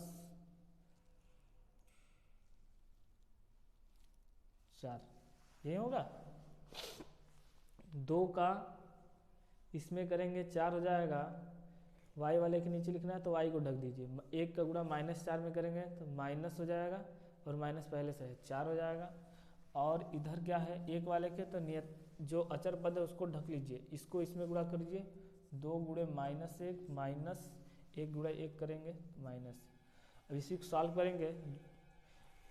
करेंगे, जो भी आएगा x के साथ इसको एक बार लेंगे, फिर इसको एक बार ले लेंगे। और क्वेश्चन में हमें क्या पूछ रहा था, और ये पूछ रहा था कितने हल संभव हैं, तो यहाँ a1 अपान a2 निकालेंगे और b1 अपान b2 भी क्या है, बराबर है a1 अपान a2। a1 का मान है 2 बटे a2 का मान है 1 = b1 का मान है 1 और b2 का मान है -1। एक बराबर नहीं है, मतलब क्या है, इसके जब ये A1/A2 और B1/B2 बराबर ही नहीं होता तो क्या C1 C2 निकालने की जरूरत ही नहीं पड़ता। इसका कितने हल होंगे, अद्वितीय होंगे और एक ही हल होगा। अद्वितीय हल मतलब क्या है, एक ही हल आएगा, उसके अलावा और कोई हल नहीं आएगा, ठीक है। और जो भी वो हल रहेगा वो किसी से कॉमन नहीं होगा, ठीक। ये तो बस आपको टेलर दिखाया जा रहा है क्वेश्चन कैसे आने वाला है 2023 में। बाकी हम सीरीज लाएंगे पूरे क्वेश्चन को, एक एक प्रीवियस ईयर 2010 से क्वेश्चन उठाएंगे 2022 तक के सारे क्वेश्चन रहेंगे आपके। क्वेश्चन मॉडल पेपर के भी हो सकते हैं, प्रीवियस पेपर के हो सकते हैं, आपके बुक के भी हो सकते हैं, लेकिन जो भी क्वेश्चन रहेंगे उनका लेवल एग्जाम के आने वाले क्वेश्चनों के लेवल में होगा। क्वेश्चन नंबर 6 देख लीजिए, 3 का 6, 5 ही करना है लेकिन हम 6 वाले को भी बता देते हैं, बहुत इंपॉर्टेंट क्वेश्चन। कह रहा है ऐसा चित्र बना है आपके नीचे फिगर में, यहाँ देख लीजिए फिगर में क्या कह रहा है, कह रहा है इस भाग का हमें क्षेत्रफल बताना है। कह रहा चित्र में छायांकित भाग का क्षेत्रफल बताइए यदि वृत्तखंड एक चतुर्थांश में स्थित है। चतुर्थांश में स्थित होने का मतलब क्या है, यहाँ पे जो डिग्री एंगल बनेगा वो 90 डिग्री, हमें थीटा का मान पता हो गया 90 है। और चित्र में दिया है ये 7 और ये 5, यहाँ से यहाँ तक बस, ठीक है। तो हमने आपको एक सूत्र बताया था त्रिज्य खंड का क्षेत्रफल, ठीक है। त्रिज्य खंड का अभी कुछ टाइम पहले क्वेश्चन में आया था, त्रिज्य खंड का क्षेत्रफल बराबर होता है थीटा नहीं पाई r² अपान 6 डिग्री इतना पाई r² बटे 360 गुणे थीटा। पाई r का मान पाई बटे मतलब 22/7 दिया रहेगा क्वेश्चन में तो ठीक, नहीं दिया है तो 22/7 रखेंगे। r का मान यहाँ पे आप क्या है 7 है ना, क्योंकि ये त्रिज्या है, ये नहीं है, क्योंकि ये अभी यहाँ तक था, हमने यहाँ तक ही लिया है 5।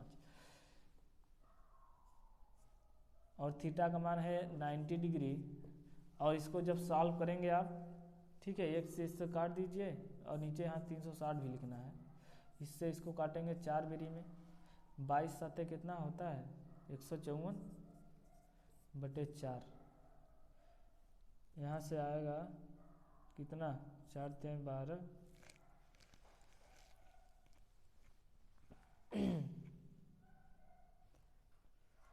पाई का मान रख लीजिए, ठीक है, पाई का मान रखिए, आर का मान रखिए, थीटा का मान रखिए। इसको सॉल्व करेंगे तो आएगा कितना आएगा, त्रिज्य खंड का क्षेत्रफल आ जाएगा आपका। और त्रिज्य खंड का क्षेत्रफल, वृत्त खंड का क्षेत्रफल पूछा है ना, तो उसका क्षेत्रफल निकाल लेंगे यहाँ से, जो हल हो गया आएगा, ठीक। इस तरह से हमारा क्वेश्चन नंबर 3 के सारे क्वेश्चन समाप्त हो गए। हम आगे के क्वेश्चन अब देखेंगे, एक बार हम क्वेश्चन को मिला लेते हैं। वृत्तखंड का क्षेत्रफल बताना था, तो ऐसे आप निकाल सकते हैं इसका क्षेत्रफल, ठीक। इसको सॉल्व कर लीजिएगा, आ जाएगा आंसर। हमें छायांकित भाग का क्षेत्रफल बताना है इसमें। अभी तो हमने किसका क्षेत्रफल निकाला यहाँ से बाबू, ये पूरा का क्षेत्रफल, यही आपको बताना था। ये जो हम हल करके निकालेंगे किसका क्षेत्रफल आएगा, ये पूरे का क्षेत्रफल आएगा। तो जो क्षेत्रफल त्रिज्य खंड का आया, यहाँ छायांकित भाग का हमें क्षेत्रफल बताना है। छायांकित भाग का क्षेत्रफल कुछ छूट रहा था तभी तो हमें ध्यान आया। छायांकित भाग का क्षेत्रफल सिर्फ इसका बताना है हमको, ये हमने पूरा का भी निकाला है। तो पूरे का क्षेत्रफल, त्रिज्य खंड का क्षेत्रफल यहाँ लिख देंगे, त्रिज्य खंड का क्षेत्रफल माइनस इस त्रिभुज का क्षेत्रफल। इस त्रिभुज का क्षेत्रफल निकाल लेंगे आप यहाँ से, त्रिभुज का क्षेत्रफल, इसका नाम दे दीजिए कोई ABC। तो इस त्रिभुज का क्षेत्रफल निकालेंगे बेटा 1/2, आधार 7 है और ऊंचाई 5 है। यहाँ से निकाल लेंगे आप, जो भी आएगा कितना आएगा, 7 × 5 = 35/2 आया, 35/2 वर्ग सेमी यहाँ पे लिख दीजिए और यहीं घटा देंगे। जो यहाँ मान लीजिए जो भी आया क्षेत्रफल, मान लीजिए A आता है और इसका आता है P, यहाँ से आया ना, इसका आप करेंगे तो आएगा 77/2, चलिए लगा देता हूँ, इसको 35/2 आएगा। दोनों घटाएंगे तो आएगा कितना, 7 में से 5 गया 2, 42/2, इसको करेंगे तो 21.5 वर्ग सेमी आंसर आएगा। कितना आएगा, 21 हम यहीं पे यहीं तक करके छोड़ देंगे तो गलत हो जाएगा। आपको छायांकित भाग का क्षेत्रफल बताना है तो हम पूरे क्षेत्रफल निकालेंगे, फिर त्रिभुज वाला घटा लेंगे तो ये बचेगा, उसी का हो जाएगा। इतना आपको काम करना पड़ेगा। इस तरह से क्वेश्चन नंबर 3 हमारे 5 को 6 था, 5 करना था, 4 नंबर वाले कंप्लीट हो गए। अब हम 6 नंबर वाला क्वेश्चन देखेंगे, ठीक है। खंड ब में हम क्वेश्चन नंबर 3 की तरफ जाते हैं, 3 नहीं 4, ठीक है। 4 में इसमें क्वेश्चन कितने आएंगे बाबू, इसमें क्वेश्चन आपको मिलेंगे 6 में से 3 करना पड़ेगा। किन्हीं 3 प्रश्नों के उत्तर दीजिए, ठीक है। 3 क्वेश्चन 6 नंबर, एक क्वेश्चन कितने नंबर का बाबू हो गया, 6 नंबर का। क्वेश्चन बड़े होंगे, आपको स्टेप बाय करके करना होगा। इसमें क्वेश्चन नंबर 1 की बात करते हैं हम सबसे पहले। 1 नंबर में बहुविकल्पी देखा आपने, 2 नंबर में 2 नंबर वाले 6 क्वेश्चन थे, 6 करना था। तीसरा क्वेश्चन था 6 क्वेश्चन दिया गया था आपको, उसमें से 5 करना था, वो 4 नंबर के। यहाँ पर क्वेश्चन आपको मिलेंगे टोटल 6, हमने केवल 3 ही लिखा है क्योंकि 3 ही लगाना है, ठीक है। बाकी प्रैक्टिस कराना ही है तो वो क्वेश्चन आपको आ जाएंगे। यहाँ पे 6 कैसे रहेंगे आपको ऑप्शन के रूप में, मान लीजिए दोनों एक है, ये करिए या ये करिए, मतलब क्या, इसको करिए आप या इसको करिए। फिर दूसरा क्वेश्चन रहेगा आपका इसको या इसको, इस दोनों में से एक करिए। फिर तीसरा रहेगा ये और ये ना, इस यहाँ पे तो 3 ही मैंने लिखा हूँ, 6 लिखना पड़ेगा तब आएगा, ठीक। आप समझ गए होंगे। क्वेश्चन नंबर 1 करते हैं, देखिए क्या कह रहा है। निम्न समीकरण के युग्म को रैखिक समीकरण के युग्म में बदलिए और हल करिए। यक्स वाई का मान निकालना होगा इसको। अब द्विघात समीकरण 2 चर वाले रैखिक समीकरण पढ़े होंगे, उसी का ये क्वेश्चन है। कह रहा है 10/x + y लिखा है ये, और एक जगह क्या लिखा है, x - y = 4। तो यहाँ पे हम दूसरा समीकरण क्या लिखा है, पहले दोनों समीकरणों को हम बारी बारी से यहाँ क्या करते हैं, लिख लेते हैं, ठीक। समीकरण 1 हमारा हो गया, समीकरण 2। इसमें हम क्या करेंगे, x + y, इसको द्विघात समीकरण रैखिक युग्म में बदलने के लिए क्या करना होगा, x + y = u मान लीजिए, और x - y = u और x - y = v। क्या करेंगे, इसमें रख लीजिए आप 1/, ठीक है, इसको 1/, कर लीजिए 1/x + y और 1/x - y, क्योंकि क्वेश्चन नंबर 1 को आप तो ऐसे लिख सकते हैं ना, क्या लिख सकते हैं, 1/x + y, और इसको भी लिख सकते हैं 1/x - y। तो हमने 1/x + y और 1/x - y को हमने क्या माना, u और v मान लिया। तो यहाँ से क्वेश्चन आपका क्या हो जाएगा, 10u + 2v = 4। समीकरण नंबर नया बन गया 3। अब उसी तरह इसको करेंगे तो 15u - 5v = -2, समीकरण नंबर 4 नया समीकरण बना। ये आपको 2 समीकरण हो गए, इसमें 2 चर हैं, इसको आप हल कर सकते हैं किसी भी विधि से। यहाँ पे विधि न दिया हो किससे हल करना है तो आप किसी से कर सकते हैं। आप करेंगे, करने के बाद u का मान जो भी यहाँ से आएगा, तो हमने u का वही आंसर नहीं होगा, कैसे, क्योंकि हमने यहाँ u को x + y माना है। तो u का मान लीजिए जो भी मान आया, p मान आया, मान लीजिए। अब यहाँ से x + y, 1/x + y = p, तो 1/p हो जाएगा। अब हो जाएगा ना, नहीं यह p है, अभी p रहने दीजिए। अब हमें x + y यहाँ से चाहिए, x + y चाहिए, तो उसको क्या करेंगे, उल्टा करेंगे, उल्टा कर देंगे दोनों पक्षों का बाबू यहाँ पर। तो x + y बराबर क्या हो जाएगा, 1/p हो जाएगा ना, क्योंकि हमने तो इसको माना था, शार्ट किया था। अब यहाँ से x + y हमें ज्ञात हो गया, उसी तरह x - y भी करेंगे तो 1/, मान लीजिए q आ रहा था तो q कर लेंगे, v का मान लीजिए q आता है आपका हल करने पर, तो 1 - y यहाँ से निकालेंगे तो क्या बनेगा, 1/q बनेगा, क्योंकि a 1/x माइनस वाई का मान है। इसको उल्टा करेंगे ये आ जाएगा।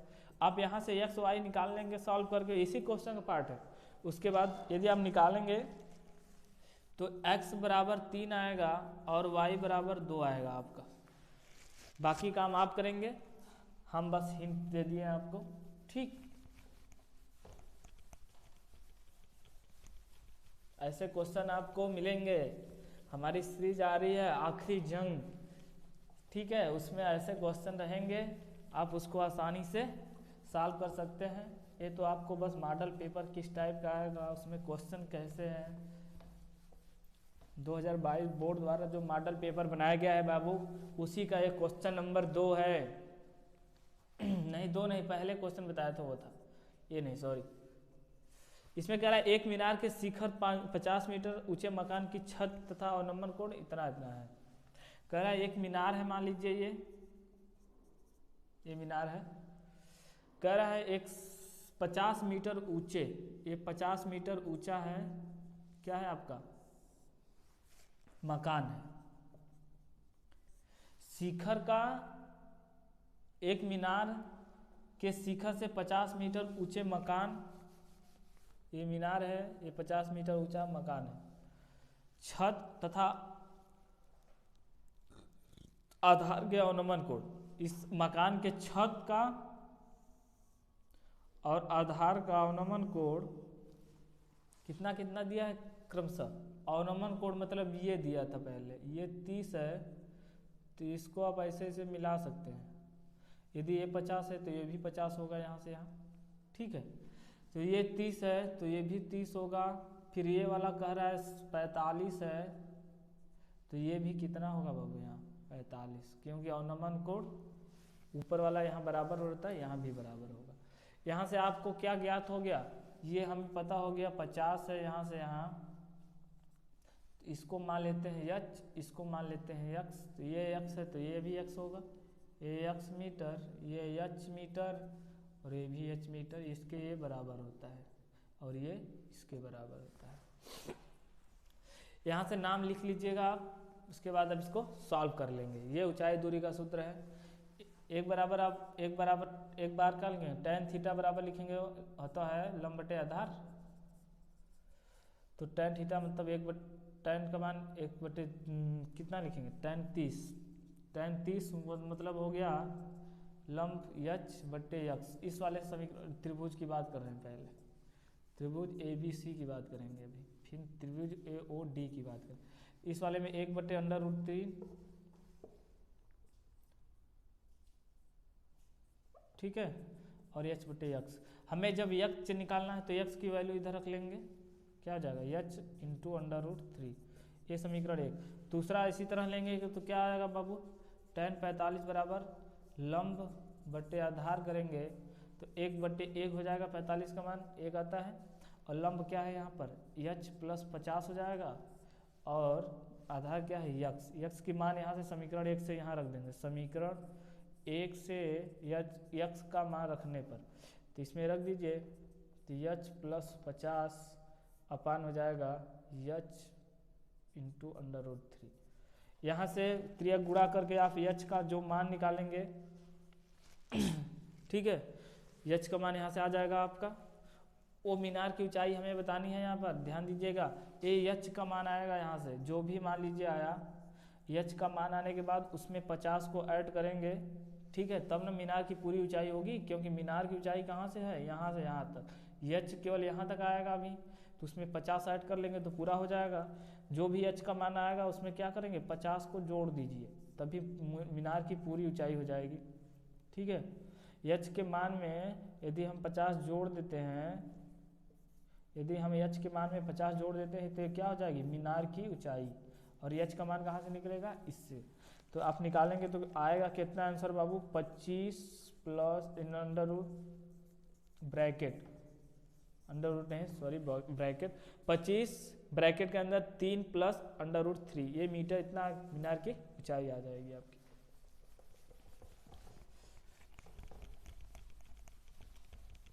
इस तरह से क्वेश्चन सॉल्व है, करना होगा आपको, प्लस ये लंबे क्वेश्चन है तभी तो आपको 6 नंबर के दिया गया है। इतना आसान भी नहीं है, ऐसे क्वेश्चनों को आपको प्रैक्टिस करना पड़ेगा। फिगर बनाना ही सबसे मेन काम था इसका। यदि आप फिगर बना लेते हैं तो क्वेश्चन लगा लेंगे, क्योंकि ये ऊंचाई दूरी है। ऊंचाई दूरी में जिसको फिगर बनाने आ गया, क्वेश्चन को पढ़कर समझने आ गया, वो क्वेश्चन आसानी से लगा सकता है। मेन काम फिगर बनाना। तीसरा क्वेश्चन क्या कह रहा है, चौथे का कह रहा है कि शांत जल में नाव की चाल इतनी है, धारा की दिशा में 12 किलोमीटर जाता है कोई व्यक्ति, फिर बाहर आता है।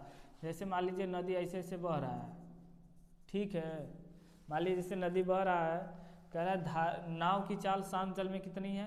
नाव की चाल बराबर क्या दिया है बाबू, 4 किमी प्रति घंटा। और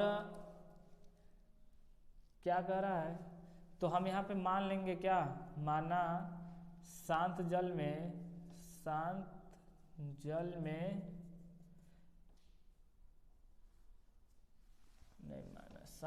नहीं, नाव की चाल हमें पता हो गया।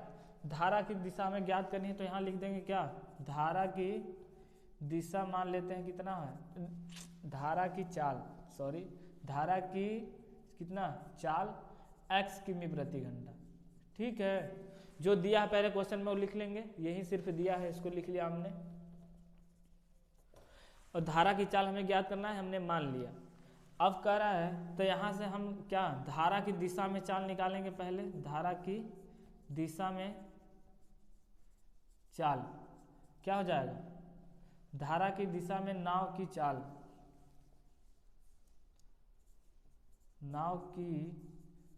यहाँ से निकालेंगे तो बाबू क्या हो जाएगा, नाव की चाल 4 है, धारा की दिशा में चाल x है, तो दोनों को मिलाएंगे तब ये बनेगा आपका।